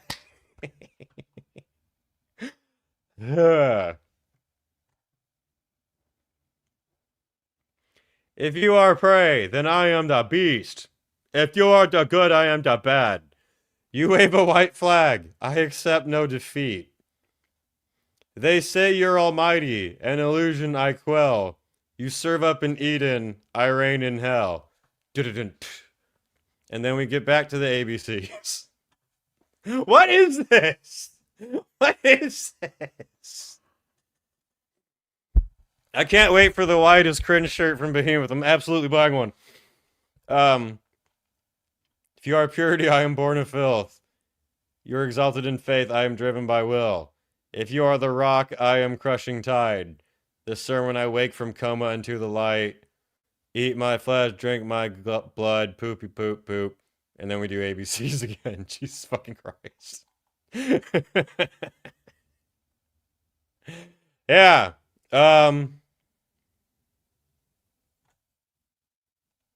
It was the best of times, it was the blurst of times, stupid monkeys. The song is the equivalent of depicting yourself as the Chad and the other person as the... Oh my god! Pretty fucking much, dude. That is a great way to put that. That thing with the initials, I don't get. Am I missing a hidden message? I thought the exact same thing, I'm not gonna lie. So it's IESUSJHS. What the fuck does that spell?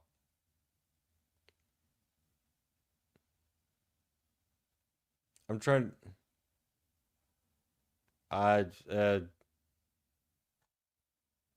It's so edgy and cool, bro. We just don't get it because we're not satanic enough.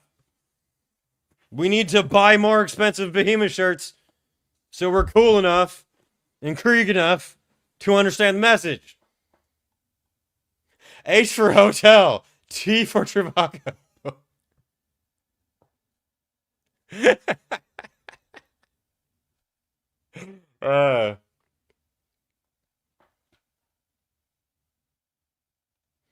Are we going to ignore the fact that these are literally Nickelback lyrics made satanic? I would not doubt it. I would not doubt that Nurgle would be at that point where he'd just be like, AI this Nickelback song and do beating about Satan. Hey, we got a new single.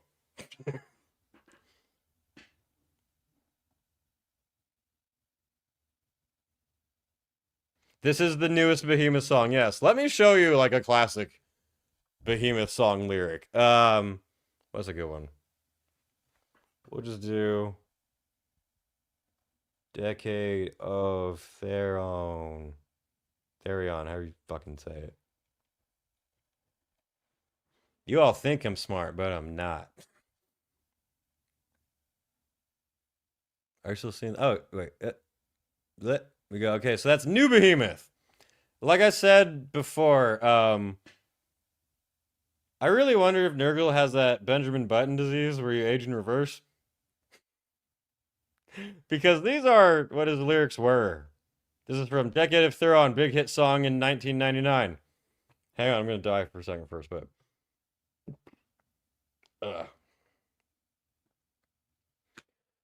We transgress the context of commonplaceness. That is already a better sense than the entire fucking song we just read. We transgress the context of commonplaceness. We deny normality, trample morality. We destroy angels with sound. We destroy angels with silence. Currents of tantric anarchy seize our bodies into the cosmic dance of forsyths. The curtains of absurd theater are raised. Synchronistic, blah, blah, blah. Mother Chaos on the stage. Did Nurgle have a lobotomy? How do you go from writing lyrics like this to the poop of God? I do ABCs and I go poopy. W for who cares? That's a good one. That's a really good one. At least we know we watched that one scene from the Last Crusade. Jehovah starts with the night. That's going in the video. Bro, I've seen better wrestling shirts. Arrange it differently, it spells Jesus. Well, that's fucking retarded. Answer from Reddit about the initials. Jesus means God saves in Greek. JHS is an acronym for Jesus Omnum Salvator, which also means Jesus Savior of Mankind. And we change that into God is poopy. Isn't anti-religion or atheist just another form of religion? To be a theistic Satanist, you must believe that there is a God and a Jesus, and the whole belief in atheism is religious in their belief. It depends. I mean, there's so many different, like, factions that I don't think it's really accurate to go, like, all atheist is this, all, Christian is this. There's definitely atheists that treat it as a religion, and in their quote, science trademark quote, they act on it as like fundamentalist religious people would. That is true. There's also what I like to refer to as dirt atheists, which I used to consider myself as. By that I mean people who just believe like we're here, there's rocks, that's it, basically. But yeah, like it, some people are atheists and just like I don't believe it, I'm just chilling. Other people are a lot more kind of radical about it.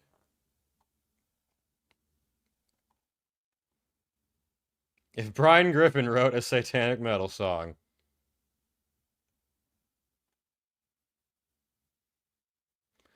wouldn't it be really funny if the song was an absolute banger, just the lyrics were terrible? The actual like music itself was fine enough. I didn't have any complaints about the actual like music. I wasn't like, dug into it that much, but it wasn't like shitty instrumentally, but the lyrics were retarded.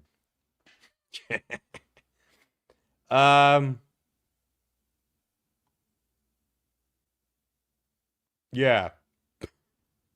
I just thought this shit was really funny. Like, how did you go backwards in maturity? No, I mean, no one here is saying don't be satanic. I'm certainly not.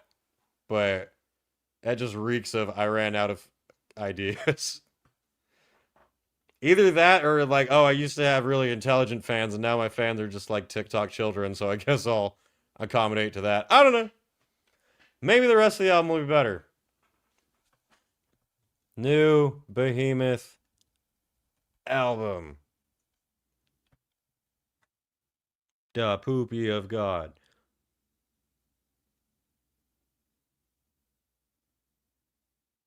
So the album is going to be called The Shit of God. This is going to be trash. Blah, blah, blah.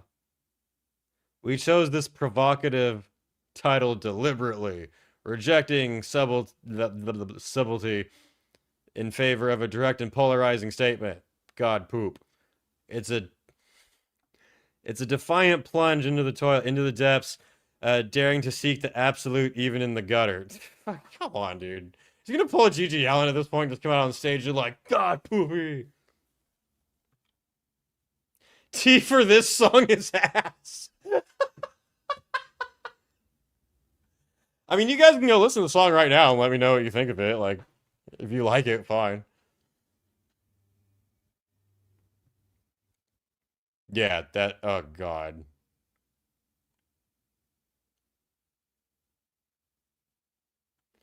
The title gets a touch of genius when seen in combination with the strikingly clever artwork, which depicts an upside-down version of the most common Christogram IHS. Okay.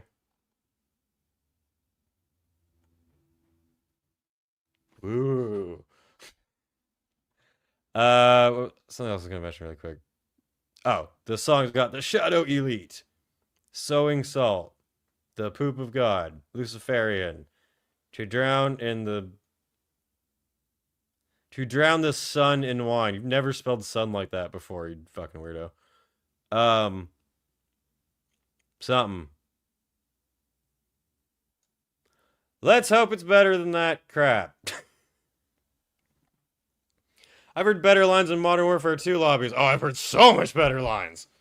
That would be a hell of a metal song to make, wouldn't it? F is for fat. Yep.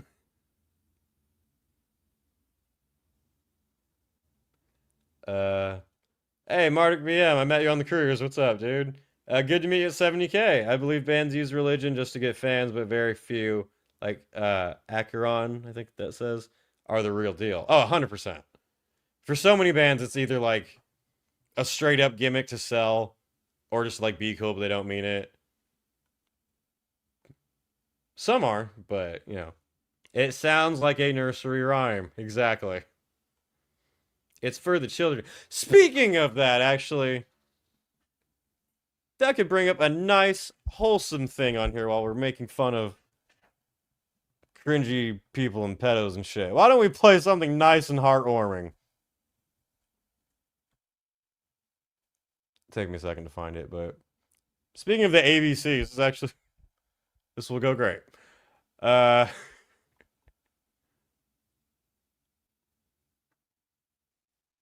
on, I'm making sure I pulled up the right thing. Anyway, Behemoth chat, yep, that, funny. Nurgle picked up a part-time hobby of finishing up grade 3 alphabet studies. Did you speak on the Black Sabbath show already? Yeah, that was at the beginning of this stream. We talked a bunch more about that over there.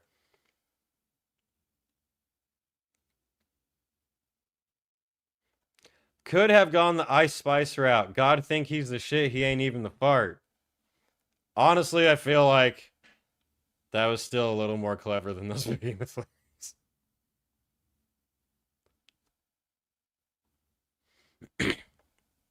Someone asked, do I play an instrument? Yeah, I'm a vocalist. Have my band Dark Insanity. I do the evil, spooky screams and stuff. Many people are surprised after hearing my voice and how monotone and boring I sound on here, the kind of vocals that I do, but yeah, there it is. The fun, heartwarming thing. So, oh, banter plaque.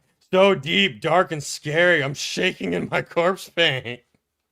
My grandmother's crying right now. Anyway. Speaking of metal ABCs, here's a really funny thing I wanted to bring up because I thought it was cute and cool.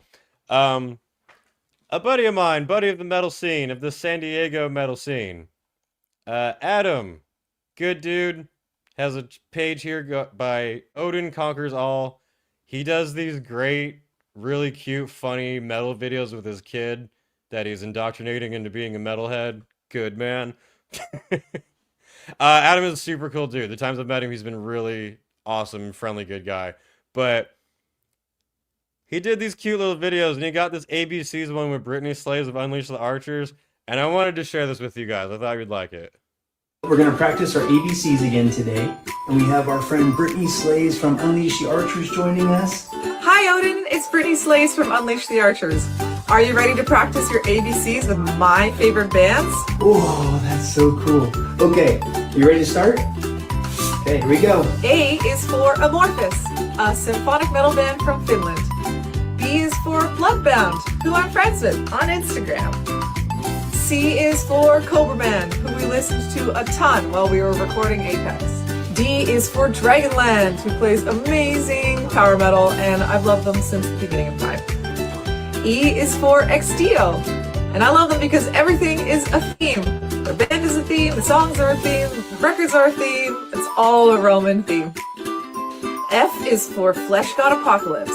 They play symphonic extreme death metal, and I love it. G is for Ghost, who has inspired us musically on a million albums.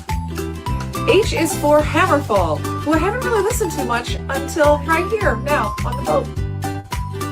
I is for Iron Maiden, the ones who got me to start my own metal band. J is for Judas Priest, the icons of heavy metal, and a huge vocal inspiration for me. K is for Camelot, who I listened to a ton for musical inspiration when our band first started. L is for Lost Horizon and Daniel Heyman, who has the most incredible voice on the planet. M is for Manowar, always a huge inspiration for Unleash the Archers. N is for Night Flight Orchestra, the side project of one of my favorite vocalists in the whole world. O is for Orbit Culture. They play technical death metal and they are amazing. P is for Primal Fear, also a huge influence for me vocally. Q is for Queensryche, another reason why we do concept records. R is for Rhapsody of Fire. They're the ones that do epic symphonic power metal the best. S is for Soilwork. They play melodic death metal and it's one of my favorites. T is for Tur. Just for you, Hiri. U is for Unleash the Archers, which is just a shameless plug. V is for Visigoth, fellow North American power metalers. W is for Wave Shaper, the best synthwave / outrun on the internet. X is for Xandria. This is for my girl Amber. Y is for Year of No Light, black metal from France. And Z, of course, is for Zimmer's Hole, one of the most influential bands when we were first starting out, and also from Vancouver. Now you know your ABCs. Next time, wail along with me. Wow, that was awesome. So we're gonna. That was so much better than that Behemoth song. Shout out to Adam. I thought that was super cool. I wanted to share that with you guys. You should check out this for fun metal content for kids. Odin Conquers All. Go check out that page. Shout out to him. We are almost at hour 2 of this long ass live stream. Damn. They're clearly ripping off Behemoth, stealing the ABCs. Adam, Nurgle's gonna sue you for copyright infringement.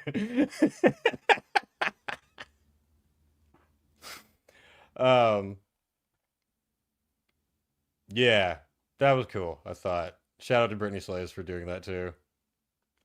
They were great on the cruise. I did have one other thing I was thinking.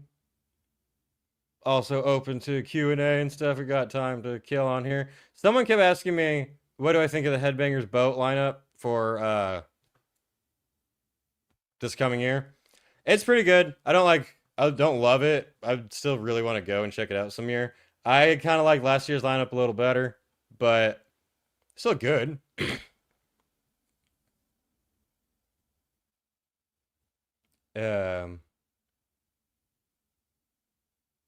What do you think of Wednesday 13? Way back in the day when I was like a teenager, I got pretty into Wednesday 13 and Murder Dolls. I saw them live like a handful of times. Nowadays, I could care less. But some like the first Murder Dolls album I still can enjoy around like Halloween time. We'll play and have fun with.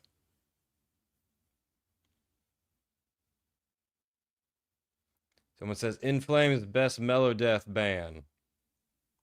All right.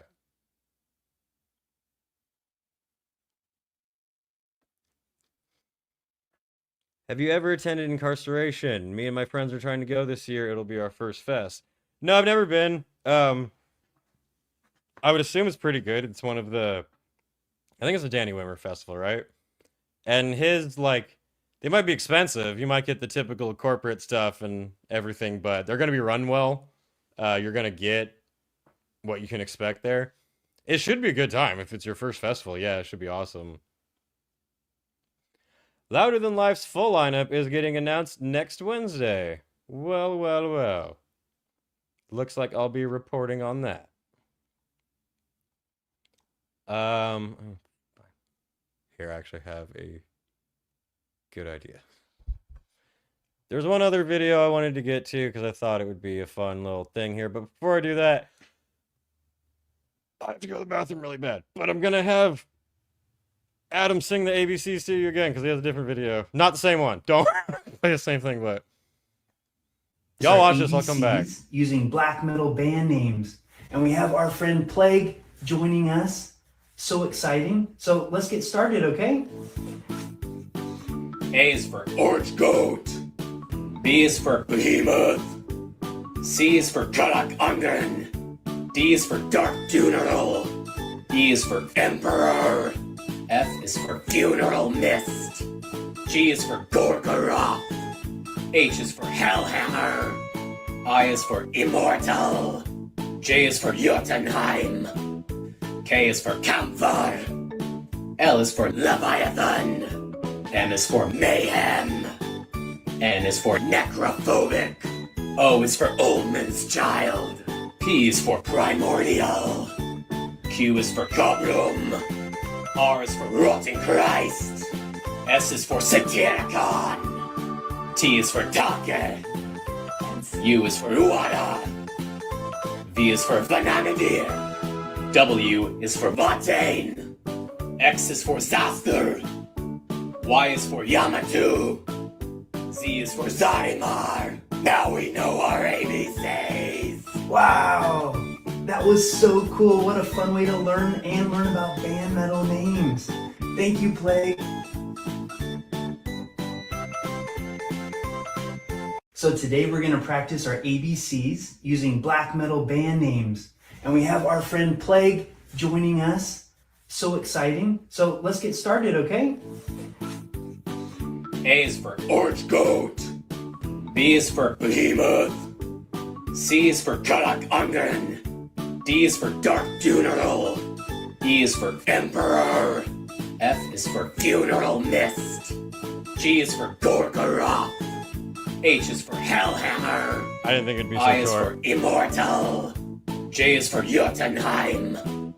K is for Camphor. L is for Leviathan.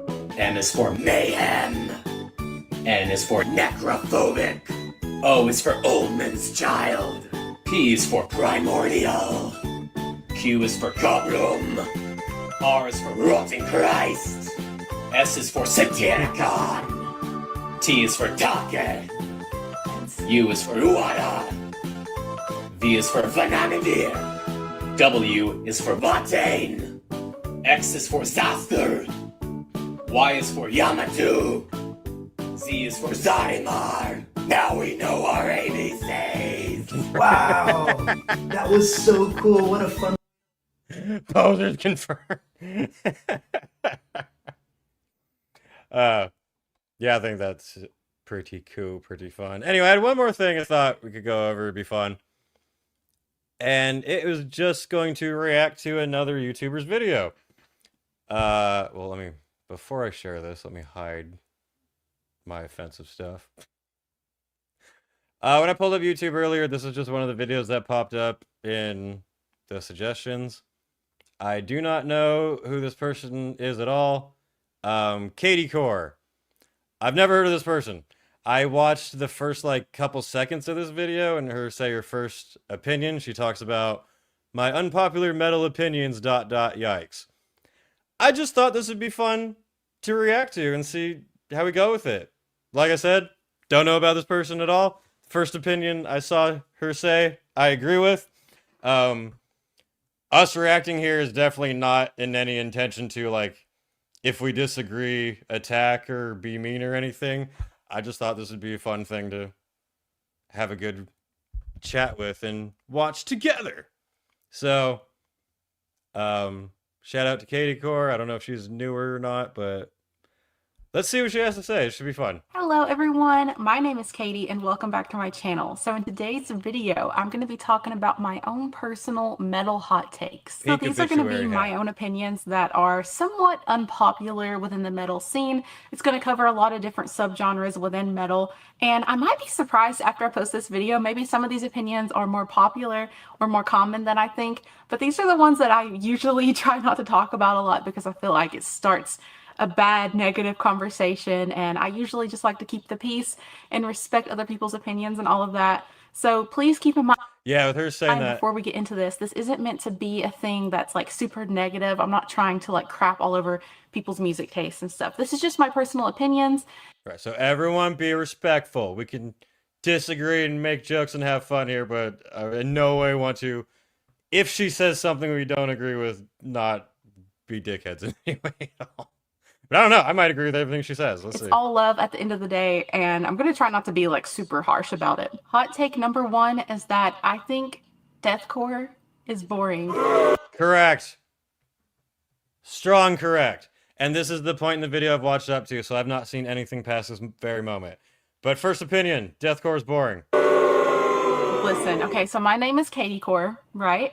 And a lot of people think the core in Katie Core means deathcore, metalcore, hardcore. It actually originally didn't mean any of those things. It was more like, you know how people use core as a replacement for the word theme? You know, it's like Katie's theme, Katie's world, like Katie Core. You know, it wasn't supposed to be music related, but it does confuse people. So when I say that I'm not the biggest fan of the cores, especially deathcore, people are like super shocked. Don't get me wrong, I do have some deathcore favorites, and I listen to some bands here and there. I do listen to Whitechapel, who is actually a local band for me. I watched them. I remember when Whitechapel was young. I don't remember when people started saying they liked them. In their early years when I was a teenager and they were just getting big. I like other bands like Rings of Saturn. Lorna Shore has been like a recent one that's really cool. Everybody loves Lorna Shore. All the kids love Lorna Shore. And out of the deathcore bands, you know, they're one of the ones I don't dislike the most. They're passable, but like I definitely would not put Lorna Shore in like a negative, but they're in the I'm not interested category personally. But overall, I just find the genre a little bit boring and repetitive. And what I mean I 1000% agree. That is, most of the songs are constructed the exact same. Like they all use the exact same formula. All the songs start to kind of sound the same no matter what band it's from. And one thing I've noticed is the band members are always extremely talented. Like amazing, super fast drumming, you know, really great vocals. It's like vocal gymnastics in deathcore. It's almost like too much of a good thing is a bad thing. You know, these vocalists are so talented that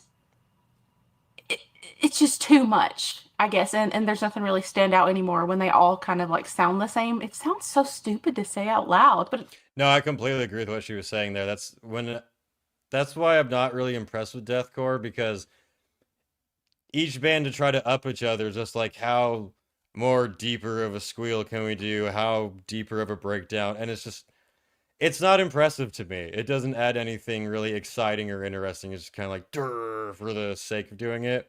Plenty of people like deathcore, and that's fine. You know, I saw Slaughter to Prevail live, and I enjoyed that. I like some of their songs. I like deathcore, you don't, and that's completely fine. Fuck you, Stormy! You're not allowed on this channel anymore, you fucking poser! Everybody boo this man! This man!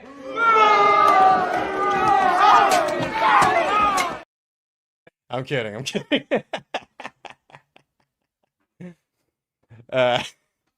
No, yeah, I'm not gonna like shit on someone for liking deathcore, but my opinion's pretty much what she said so far. Is like, it just doesn't impress me.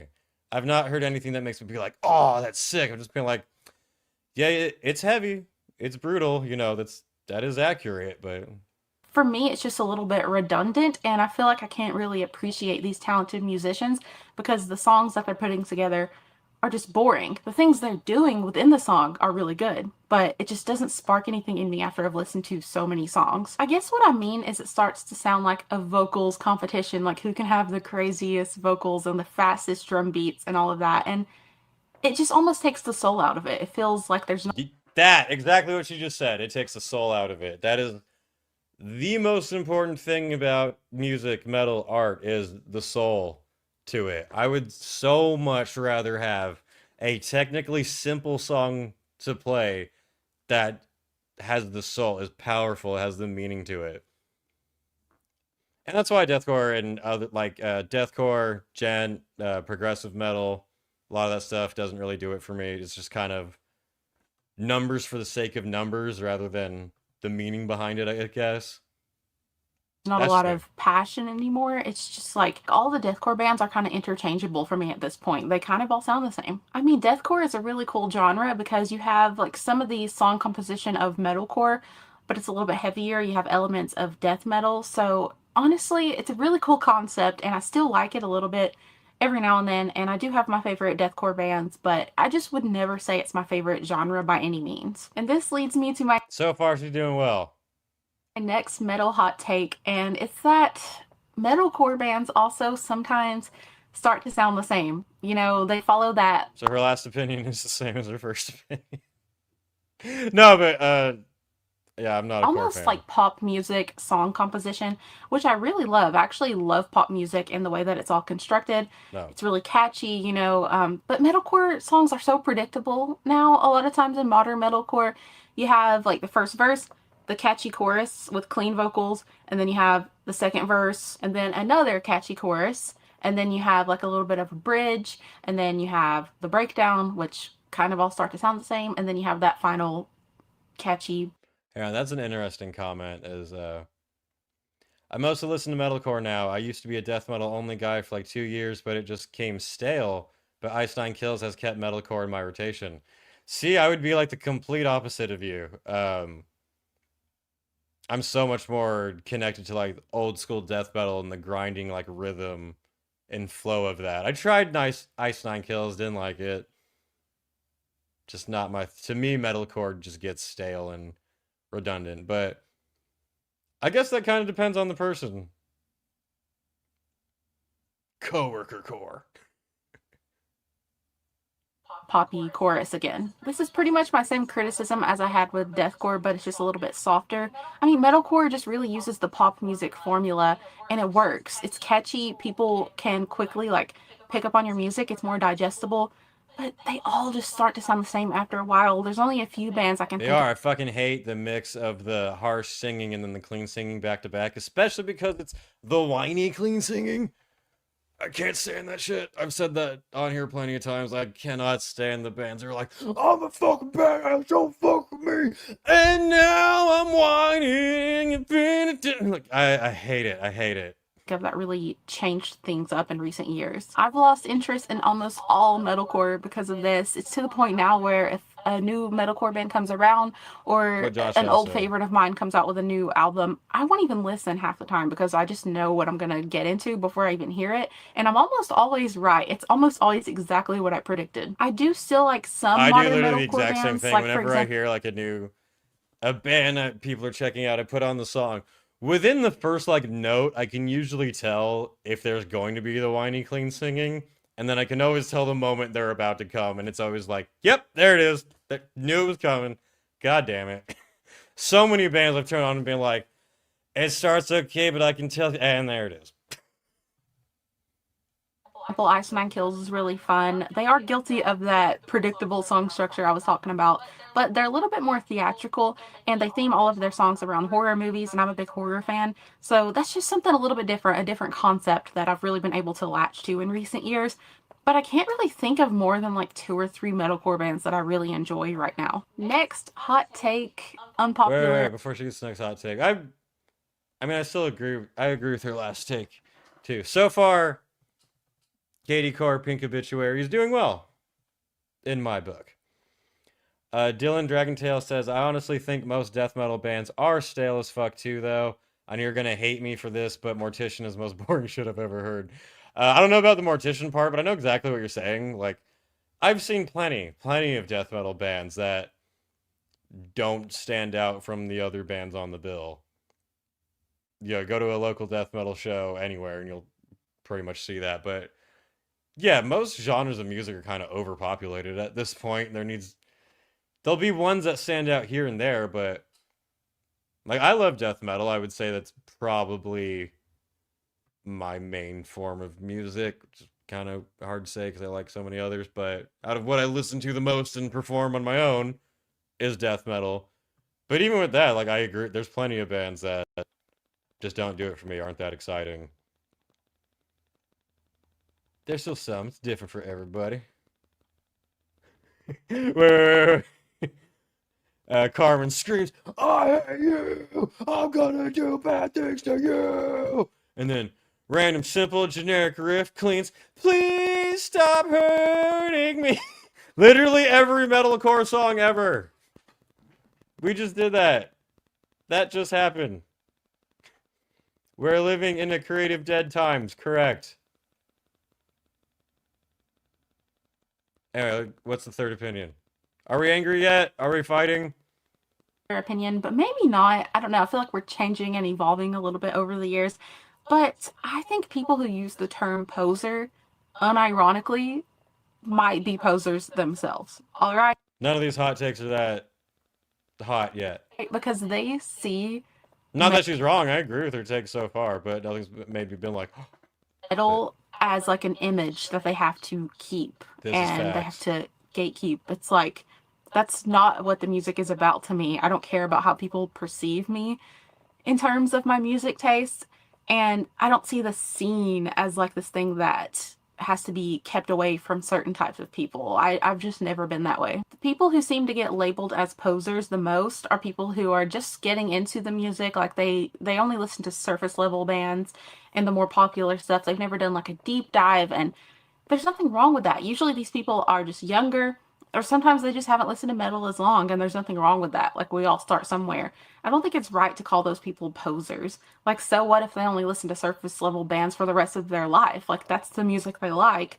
They're not trying to impress anyone or have a certain image. It's not that serious. In a way, I think poser's definitely a overused into the ground term nowadays, where yeah, everyone will just shout it at each other with basically, it's kind of like, you know, grifter, incel, racist, Nazi, all those things where it like doesn't mean anything anymore. To me, the only time I would consider someone a literal poser is if they were pretending to like a band that they didn't like. You know, if they were repping a shirt of a band saying that they love them and then they actually can't name any songs, then, you know, that seems like an actual poser. But yeah, from what she's saying, if it's someone who's just like, Slipknot's the heaviest thing I like and I'm not going farther than that, does that make them a poser, or does that just make them, you know, they like that one band? I think that's kind of the natural evolution of metalheads. You start off just discovering it and you want to learn everything and they're like so excited by it, and then you're so excited it becomes like your own thing, so you become really protective of it, and that's when the whole like calling other people posers things comes in, and you're not real metal if you don't listen to this band or this band. But I feel like most people grow out of that shit.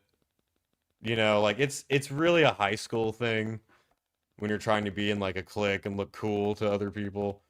Maybe online people who never go outside will use it, but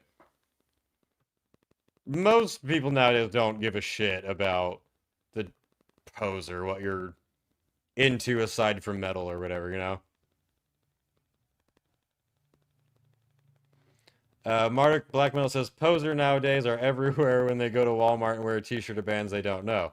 See, on that part, I would agree with, if it's like they literally don't know who this band are, they're just trying to, or acting like it, then yeah, but even the shirt thing, I kind of don't give a fuck about unless they're like, oh, that's a band. You mean like the Kardashians wearing metal shirts? I guess, like, I understand the criticism of not wanting the metal industry to become like the pop music industry and music be created as more of a product than art, whatever. Too fucking late for that. That's a statement to be made like 15 years ago. But, you know, we're in a different age now. We're in the internet era. Gatekeeping like that just doesn't work anymore. Like, the bands you like and stuff might get popular. You can't really do anything about it. People have way more access to music than they used to.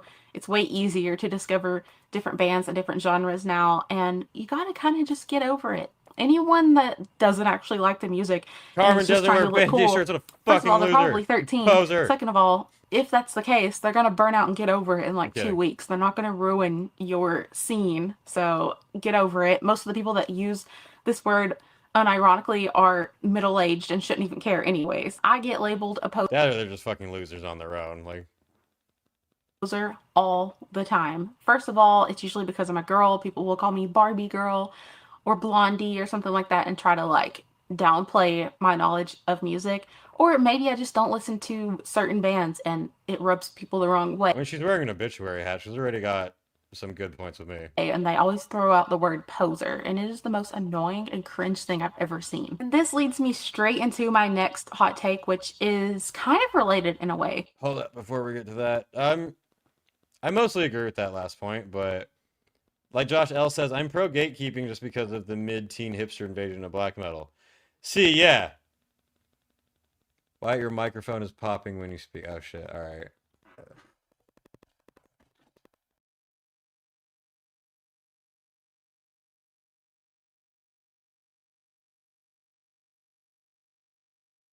Is it working now? Can you hear me? I'm breaking everything. Yeah, that's an interesting kind of conversation to be had, because I agree with that poser is just overused stupid term, and I don't really care like what someone's into outside of other stuff if they're, you know, also in the metal and whatever. I'd like if someone says, "Oh, you're a poser because you're in to this thing that has nothing to do with metal at all." I'm like, that is stupid. But like people are commenting here, what everything breaking all of a sudden. Everyone commenting here that they're pro gatekeeping. Now that I do agree with. And the difference is I think that gatekeeping is to prevent basically bad actors from coming and getting involved. If someone's wearing a shirt of a band they don't know because they think it looks cool, I wouldn't really consider that like a gatekeeping moment, but like a very powerful gatekeeping moment for me was when that annoying bald-headed bitch, Willow Smith, was trying to do a metal band for a second, and in an interview she was like, "We hope the old white guys like it. We know it's like mostly them, but I hope like they're accepting of us, like, you know, being different out here and everything." I'm like, bitch! You're a child! Fuck you! So I'm pro gatekeeping. I'm pro gatekeeping fucking Hollywood children from coming into metal, saying like, "Oh, it was a big problem until they got here." Fuck you. But yeah, exactly. I whip my hair back and forth. Yeah, Jada tried to do the same. I don't think she was as insufferable, which is amazing to say.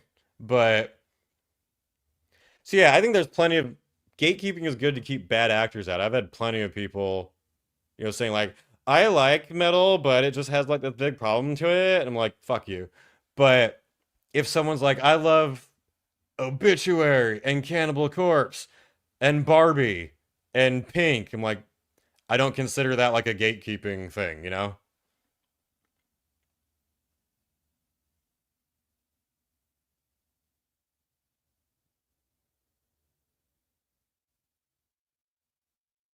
Sorry, I'm trying to see where it was. What's the third hot take? Hopefully that made sense, that I'm kind of anti-calling people poser, but pro-gatekeeping. So usually the same people that use the word poser are also the people that think certain genres aren't considered metal. And the specific people that this really bothers me when it comes from are people who listen to more extreme forms of metal, like death metal, black metal, even sometimes people that listen to deathcore and just things with harsh vocals and super heavy. She might piss us all off now. Let's see. Stuff, right? People will say something like metalcore, for example, isn't metal. Facts.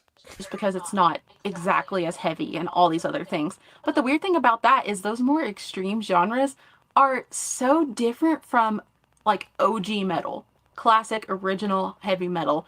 It was a lot softer and a lot closer actually to some of these bands that always get labeled as not metal, like Ghost, for example. A lot of Ghost music is way more aligned with original metal than some of the heavier, more extreme stuff we have out there. I never really understood that. I personally like all the different genres. I do like the heavier stuff, the extreme metal, but it's always been labeled as extreme metal because it's kind of in a category of its own. It doesn't mean that anything softer isn't metal. And like people can listen to stuff that isn't as aggressive and still be considered a metalhead. And you can't call them a poser just because they don't like your specific favorite genre. Just think about bands like Black Sabbath, Iron Maiden, Judas Priest, those super early metal bands. They're not even heavy, they don't have the harsh vocals, there's no blast beats. Like, this is what real metal was. And the... You know, her saying this right now reminds me a long time, like when I was a kid, still getting into metal, going to local shows and stuff. Some death metal band got in some like controversy or whatever because they kept saying posts like, they kept making posts, things like Ozzy and Metallica were posers and fake metal and bullshit, and real metal didn't start until Cannibal Corpse. So in terms of like people like with that mindset, I agree with that. I mean, what you're saying is true, you know? Black Sabbath doesn't sound anything like Deicide. Popping again. Buy better mic. What the fuck?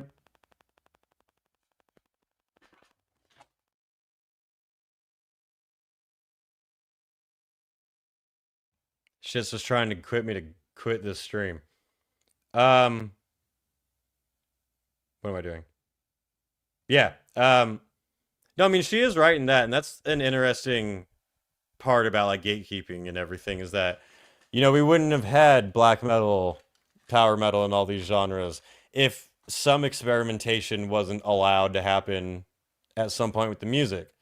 That's what I really love about metal, is its different genres, and being able to be like, this folk metal song and this black metal song still fall under the banner of metal, you know, just in completely different like sections of the map. But so it's interesting. It's like, at what point, I guess, can bands experiment while still keeping basically true to being metal? And at what point do they just completely break away and are doing a completely different fucking thing? You know what I mean?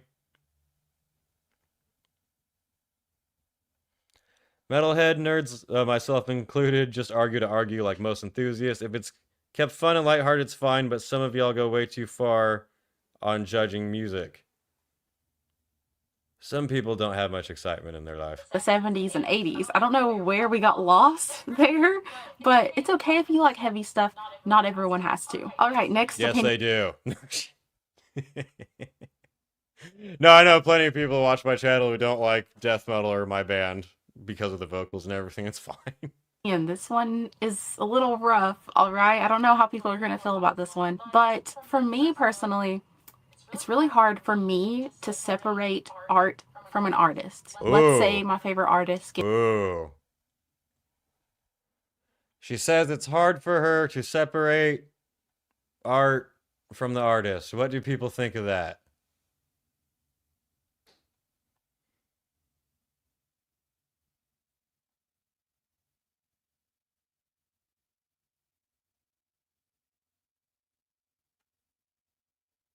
Hang on.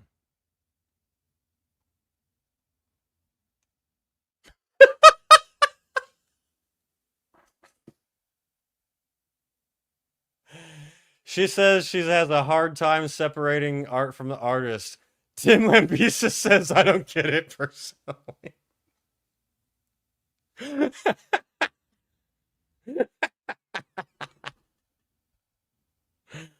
What is she talking about? Gets into some wild controversy. If they do something that I don't necessarily agree with, it's hard for me to keep listening to their music because I very much attach the music I'm listening to the people who wrote it, and I see it as more of a personal thing. That's one of my favorite things about music, is like listening to someone's lyrics and how they portray it in their voice. And it's like I said, very emotional and personal most of the time for me. And I almost can never separate the art from the artist. I know some people can, and I actually very much respect that because you're able to just appreciate art. You don't make it about all these other things. I wish I could do that, but so many times I've had favorite artists that like disappoint me in some way or the other, and listening to them, it just isn't the same anymore, and it makes me really sad. I feel like I can only really do this. Why is she talking about Possessed like that? If the art is like amazing, like out of this world. If your art isn't good enough for me to just ignore who you are as a person, then I'm probably not even going to bother listening to you anymore. Someone I have not been able to separate the art from the artist is Ronnie Radke. And I knew that was coming! Falling in Reverse, just because I wouldn't even consider Falling in Reverse and their music art, really. I don't feel a need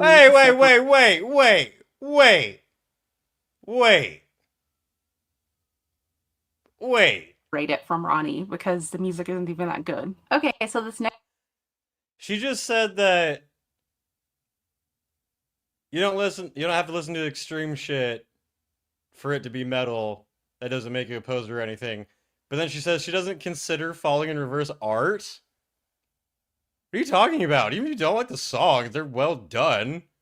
Like, they have good songs. I don't agree with that take at all, which was really funny, honestly, because I was agreeing what she was saying up until that point. Ronnie James Radke, Jesus.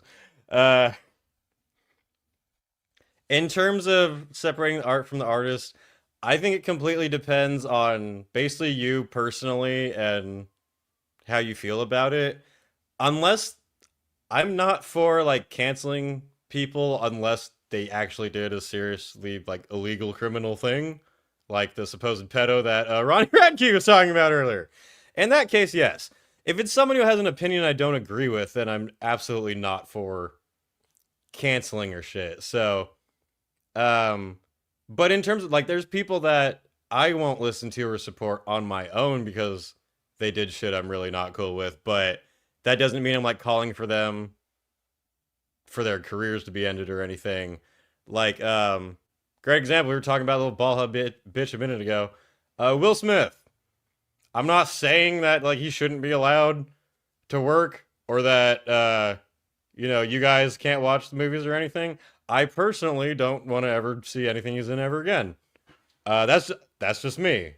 That's not being like, no, there's something wrong with you or whatever. So, because I do have a hard time separating that art from artist with that. It's hard for me to watch a movie of Will Smith trying to be a badass and killing people when he was such a public bitch-made cuck. You know what I mean?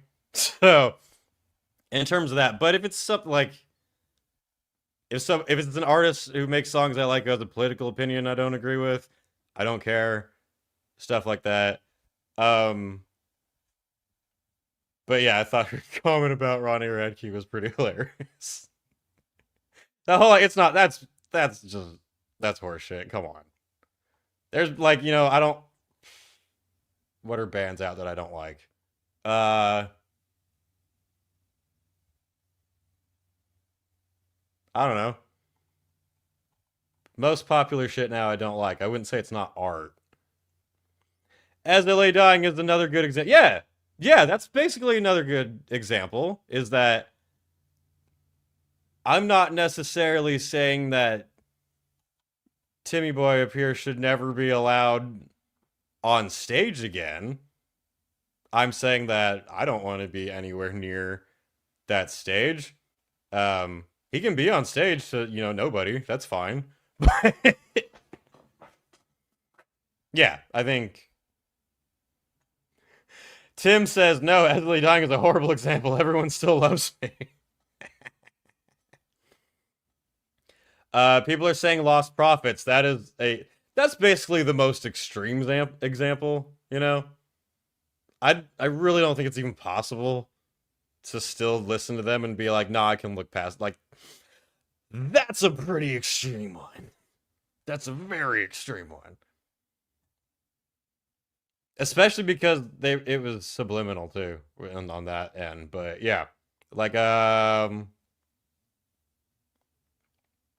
James Brown shot at his wife one time when he was on drugs. Is that like a to be canceled thing, or is that, you know, just in the legacy of James Brown type of thing? Where we're at. And Kanye was an all-time fave for me at one point. That's exactly basically what we're talking about. Gary Glitter is still played at stadiums worldwide. There you go. So yeah, based on your opinion of not being able to separate art from the artist, I think that depends on you personally and the other person. I think it's fine to basically have your own basically grudge of I'm not going to listen to or support them because they did this, but I think it's different to personally not support them than it is to like call for the end of their career to never work again or whatever, unless they very legally deserve it. Next opinion is maybe a little bit lighter. It's not so like controversial, I guess, but maybe it isn't. I don't know. I actually not only don't mind that And Justice for All by Metallica doesn't have bass. Poser! Poser! Blocked! Mass report! Can't cancel her! Delete the... No. No. I actually like it more for that reason. All right, hear me out.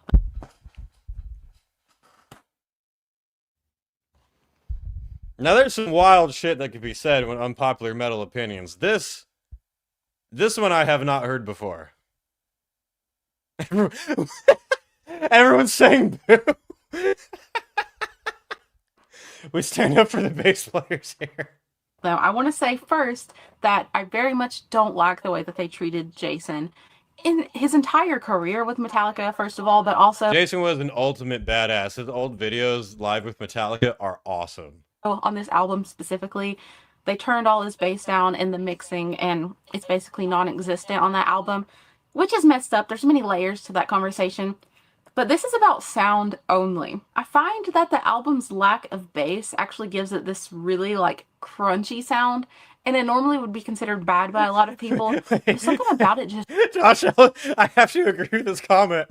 The one she leads with, I don't think it's that controversial, is arguably the only controversial one so far. All the other ones were like, I mean, yeah, you know, that makes sense. And this one's like, whoa! Whoa! Just raw dogs your eardrums, and there's no bass to like... Excuse me, ma'am? What did you just say? What was that? She just said, raw dogs your eardrums. Like, I'm a very mature person. I'm as mature as Nurgle. Level things out, and it's maybe not as full. It's like sharper when it hits your ears, and I genuinely like that. It's actually my favorite metal album of all time. This is absolutely the most controversial take that she's had so far. People hate when I say that, specifically because the bass, like... I don't hate it. I don't understand it. Which is fine.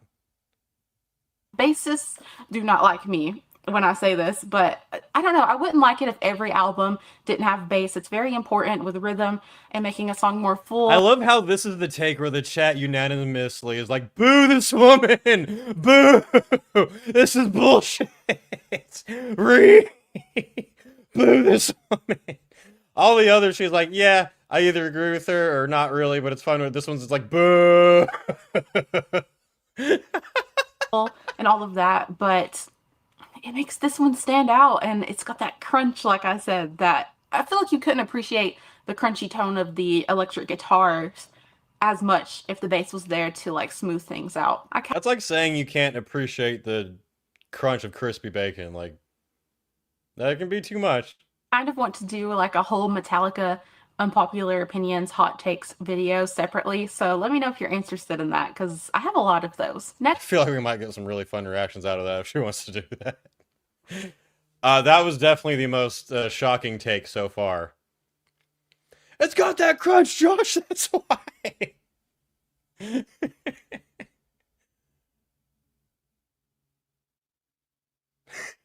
The opinions went from a wet noodle to Hiroshima being dropped. It's like, okay, now that I've got my really controversial takes of breadcrumbs, here's what I don't think is too bad. It's like, the Tsar bomb detonates out of nowhere. And once again, I just want to clarify, this is fun, respectful disagreement. Next unpopular opinion. I actually think it might be popular, and some people just won't admit it, but first of all, I want to say I'm a metalhead first. I really enjoy all different subgenres of metal, but I enjoy other genres of music too. I especially like pop music. I've really been into I couldn't tell with all the pink. The pop girlies lately, like Chapel Roan, Ariana Grande, Sabrina Carpenter. Wait, do I have like a sick one? I don't know. Do I? No, I don't, so. Alright, I'm not gonna be sick, but if you're listening to pop, you need to repent! You should repent!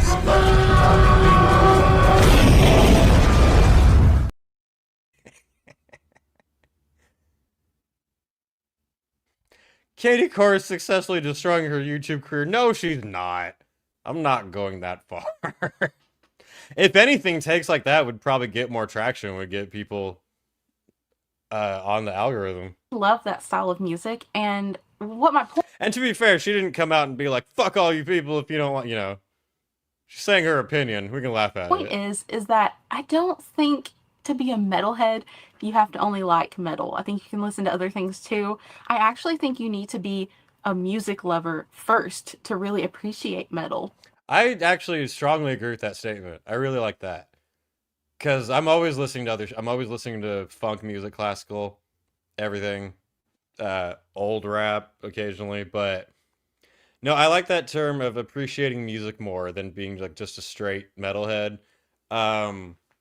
Usually the best bands bring some type of influence from other genres into it. I mean, that's how we got thrash in the first place and all these other genres, was people having other interests and incorporating it in a way that works, you know? Yeah, listening to only one form of music, period, would be fucking boring, no matter what it is. Metalheads can appreciate so many types of music except country. There's like maybe 3 country songs here and there that I enjoy, but as a whole, no, it's definitely not one of my preferred genres. But no, yeah, I strongly agree with that. If listen to many genres, not just one. And everything that it does. So I think it's okay to expand your tastes and like other things. It doesn't make you a poser when you listen to other genres sometimes. You're not a poser if you like metal and badass bands, but also like other things that aren't related to it at all. I hate when I see metalheads saying if you listen to pop music or country music or just whatever you like, you're not a real metalhead. That is so immature and stupid, and you're missing out. Like, I feel like you don't really love music if you're not listening to all good music, no matter what genre it is. My next hot take might just be more of a pet peeve. Agreed. All right, this is something that just really What's the grinds new my one? gears when people say it. Okay, I can't stand when there is a female-fronted band and people just say, like, let's say the woman is really hot or she dresses a little skimpy or whatever, and they'll say that she's just a sex symbol, and they completely disregard the talent coming from said woman. I hate that. I'm like, first of all, I don't think there's anything wrong with being a sex symbol. Like, she's a feminine. No. This one, in between a little bit, but let's keep going. she's hot. So what? Like, who cares? Second of all, women can be multiple things at once. You can be hot and talented at the same time. Not saying you have to be hot, That's a myth. but you definitely have to be talented to make it as a vocalist. Like, the whole sex symbol thing is just stupid. I don't think anyone's going to be claiming a band as their favorite just because the lead singer is hot or the lead. Oh, my sweet summer child. I halfway agree with. I'm gonna pause differently so it's not a horrible shot. Yes and no. Now, I don't. There's bands that will have a hot chick, female singer, basically just to play off of, basically as like an industry prop band of let's hire a hot chick to be like the star of it and everything. That doesn't mean she has no talent at all, but there are definitely bands that are literally put together by record labels with a hot chick to sell, or are just trying to go for like the sex appeal in general over any quality of music. At the same time, there are plenty of very hot women in metal who are legitimately amazingly talented and badass. And to me, in my personal opinion, it makes them hotter if they're not trying to play off of their sexiness. Like, the band Crypta, I think, is an amazing example of, they're all amazing musicians. They make such fucking good death metal. And they all happen to be really hot chicks. You know, but they're not up there super skimpy, showing off for anything. And other bands do, and, you know, I'm not saying, like, no, don't show me your tits. I absolutely love legitimately badass, strong women in metal bands, and it's definitely true that there will be some guys out there saying, like, oh, she's only in the band 'cause she's hot, or whatever, and when she's actually a badass. At the same time, yeah, I think there's definitely industry plants, bands that just mainly utilize the look of their female vocalist anyway. I do find it funny people are commenting saying that. She said that she liked Ariana Grande. I like all these pop artists, and then, but yeah. Ariana Grande is hot. She's also talentless. She's also fucking meatless currently. Is she still visible? Yeah, Ariana Grande is a skeleton now. She needs help. We had a technical difficulty. We were like Mark Hamill at that award show where his pants just fell down. Always do. And it's like women get punished for being hot. And that's not fair. Let them be hot. Slut it up. It's not hard to respect a woman that you find attractive. All right? You could still respect her and her talent and still think she's hot. And my last heavy metal hot take is I think people should... Here's the big one. Is this the big one? Who in the chat thinks that women should not be allowed in metal, period? If you do, you might be gay. Really stop using a lineup change against bands forever. Like, let's say a band gets a different vocalist, for example.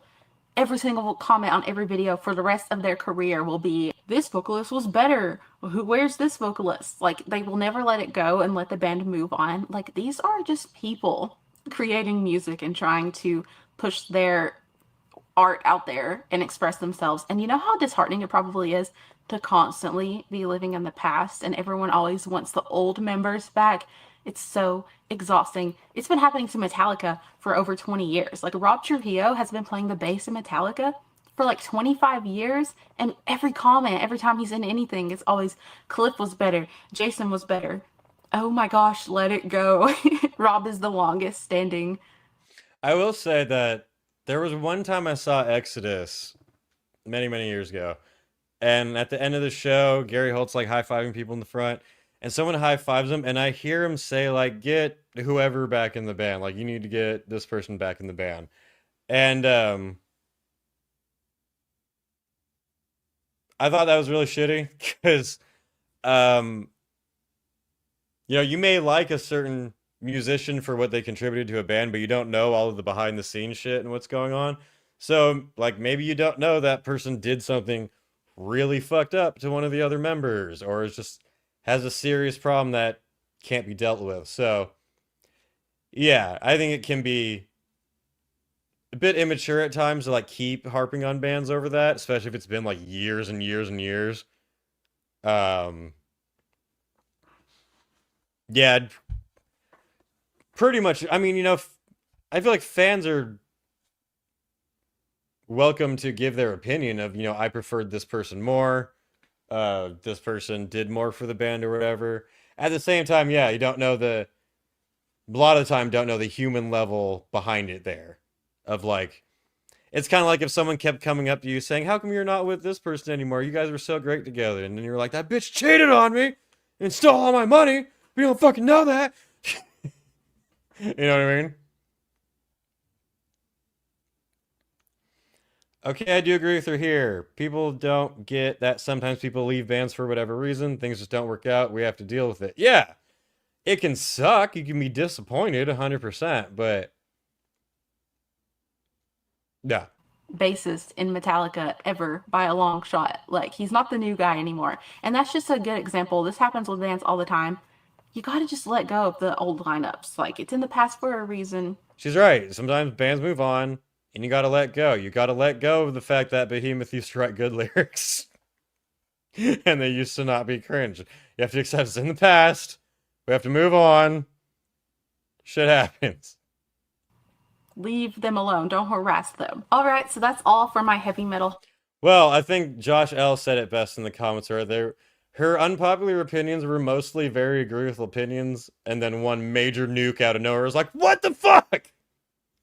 You just nuked Canada for no reason out of nowhere. We were having very normal diplomatic relations, and bam!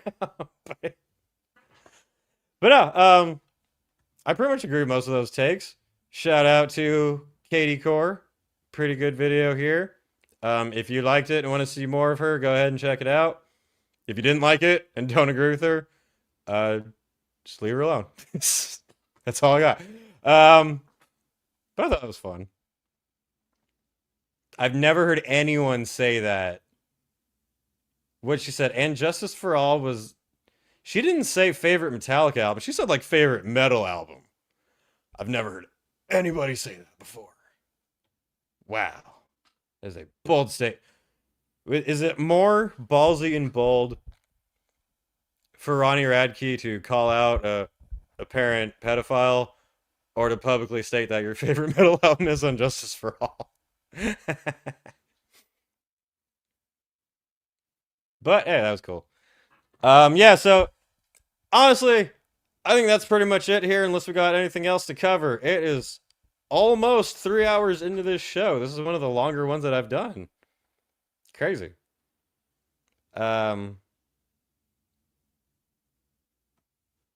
With that said, I got videos to work on. Oh, fuck, man.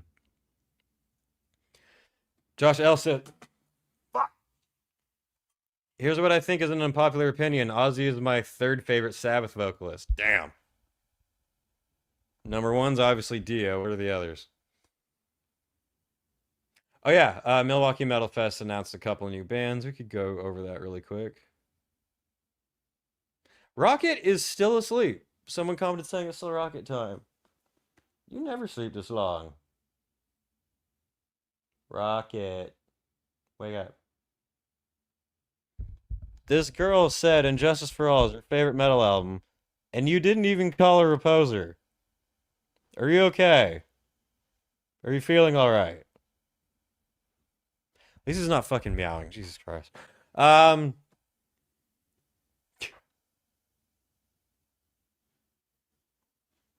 We covered a whole lot on this episode, didn't we?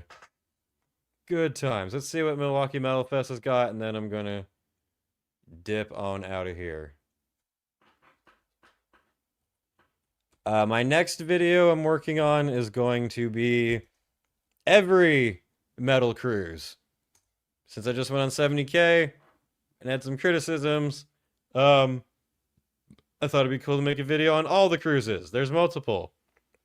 There's Headbanger's Boat. There's Full Metal Cruise. There's a Nordic one. I think there's like 2 others I forgot, but... Oh. Shit. So that'll be in the next video. And where are we? And then on Sunday, I am bringing back Metal Gaming. We should do Metal Hellslinger, because I haven't even played it yet. So Sunday, maybe like, I think noon, we'll do Metal Hellslinger stream on this channel. I think by this weekend, if not this weekend, or not next week, my actual gaming channel should be up. So that would be cool if you want more of me talking shit. Milwaukee Metal Fest. Now it's more, I don't know who the new ones are, but I think they got a tribute to Stormtroopers of Death. I don't know why I said that so weird. Yeah, my body is crashing.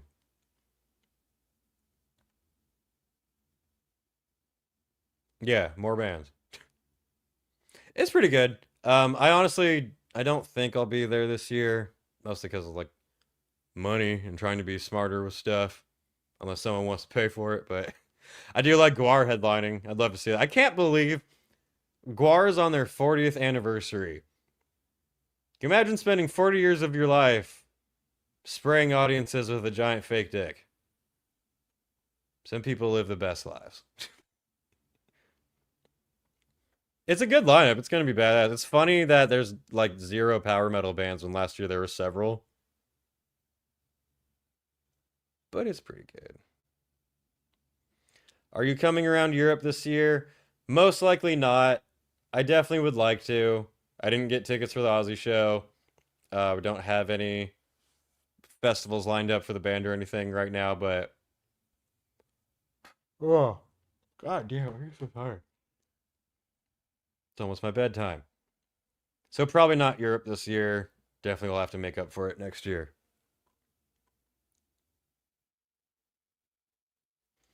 What is your 2025 concert lineup this year? This includes festivals. Also, Death Angel replaced Destruction. Did they really? Oh, shit. Because Destruction was supposed to play last year, and then they were making up for it here. That sucks. My concert lineup. What is coming? I don't even know, because I was focused on 70K.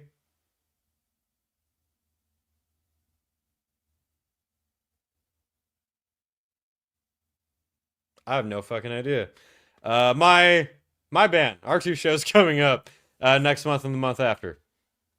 Those are the shows I'm looking forward to.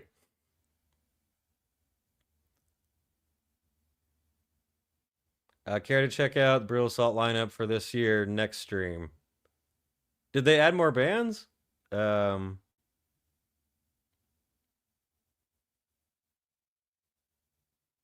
Let's see if they have anything new now. We've gone over it before. It's pretty good.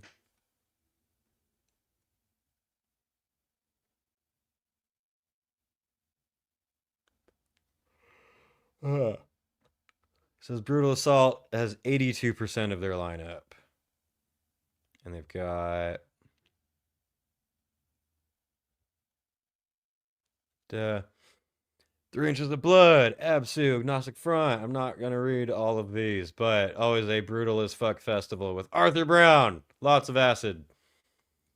Benighted, Bradira, Blood Red Throne.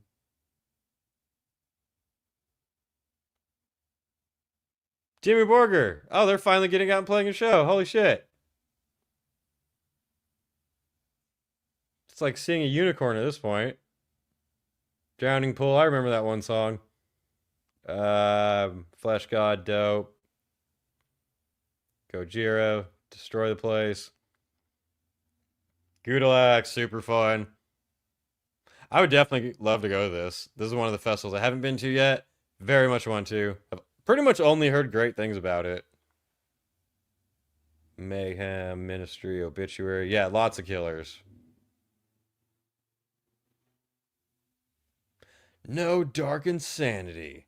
How disappointing. And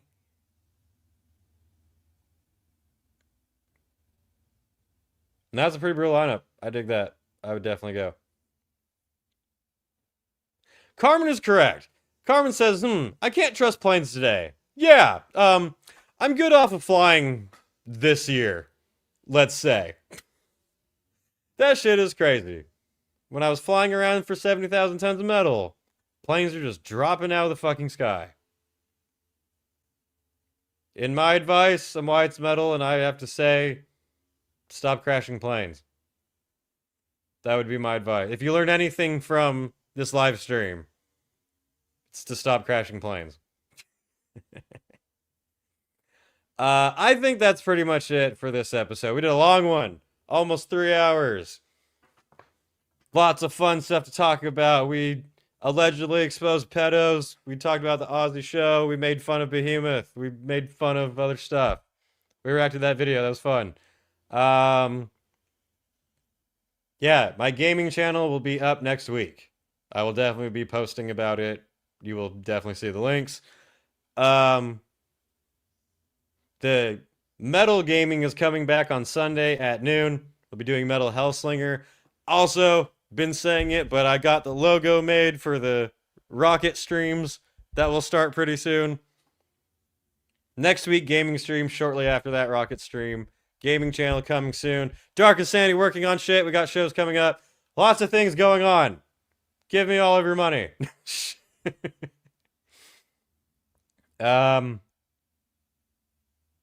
Crash cars, not planes. That's my motto. Anyway, thank you all for tuning in. You're all awesome. Some of your poses, but that's okay. What should we end with? What do we want to end with? Something fun. Let's end with coping. Why not? Goodbye, everybody. You are coping and seething. You just can't accept what you're seeing.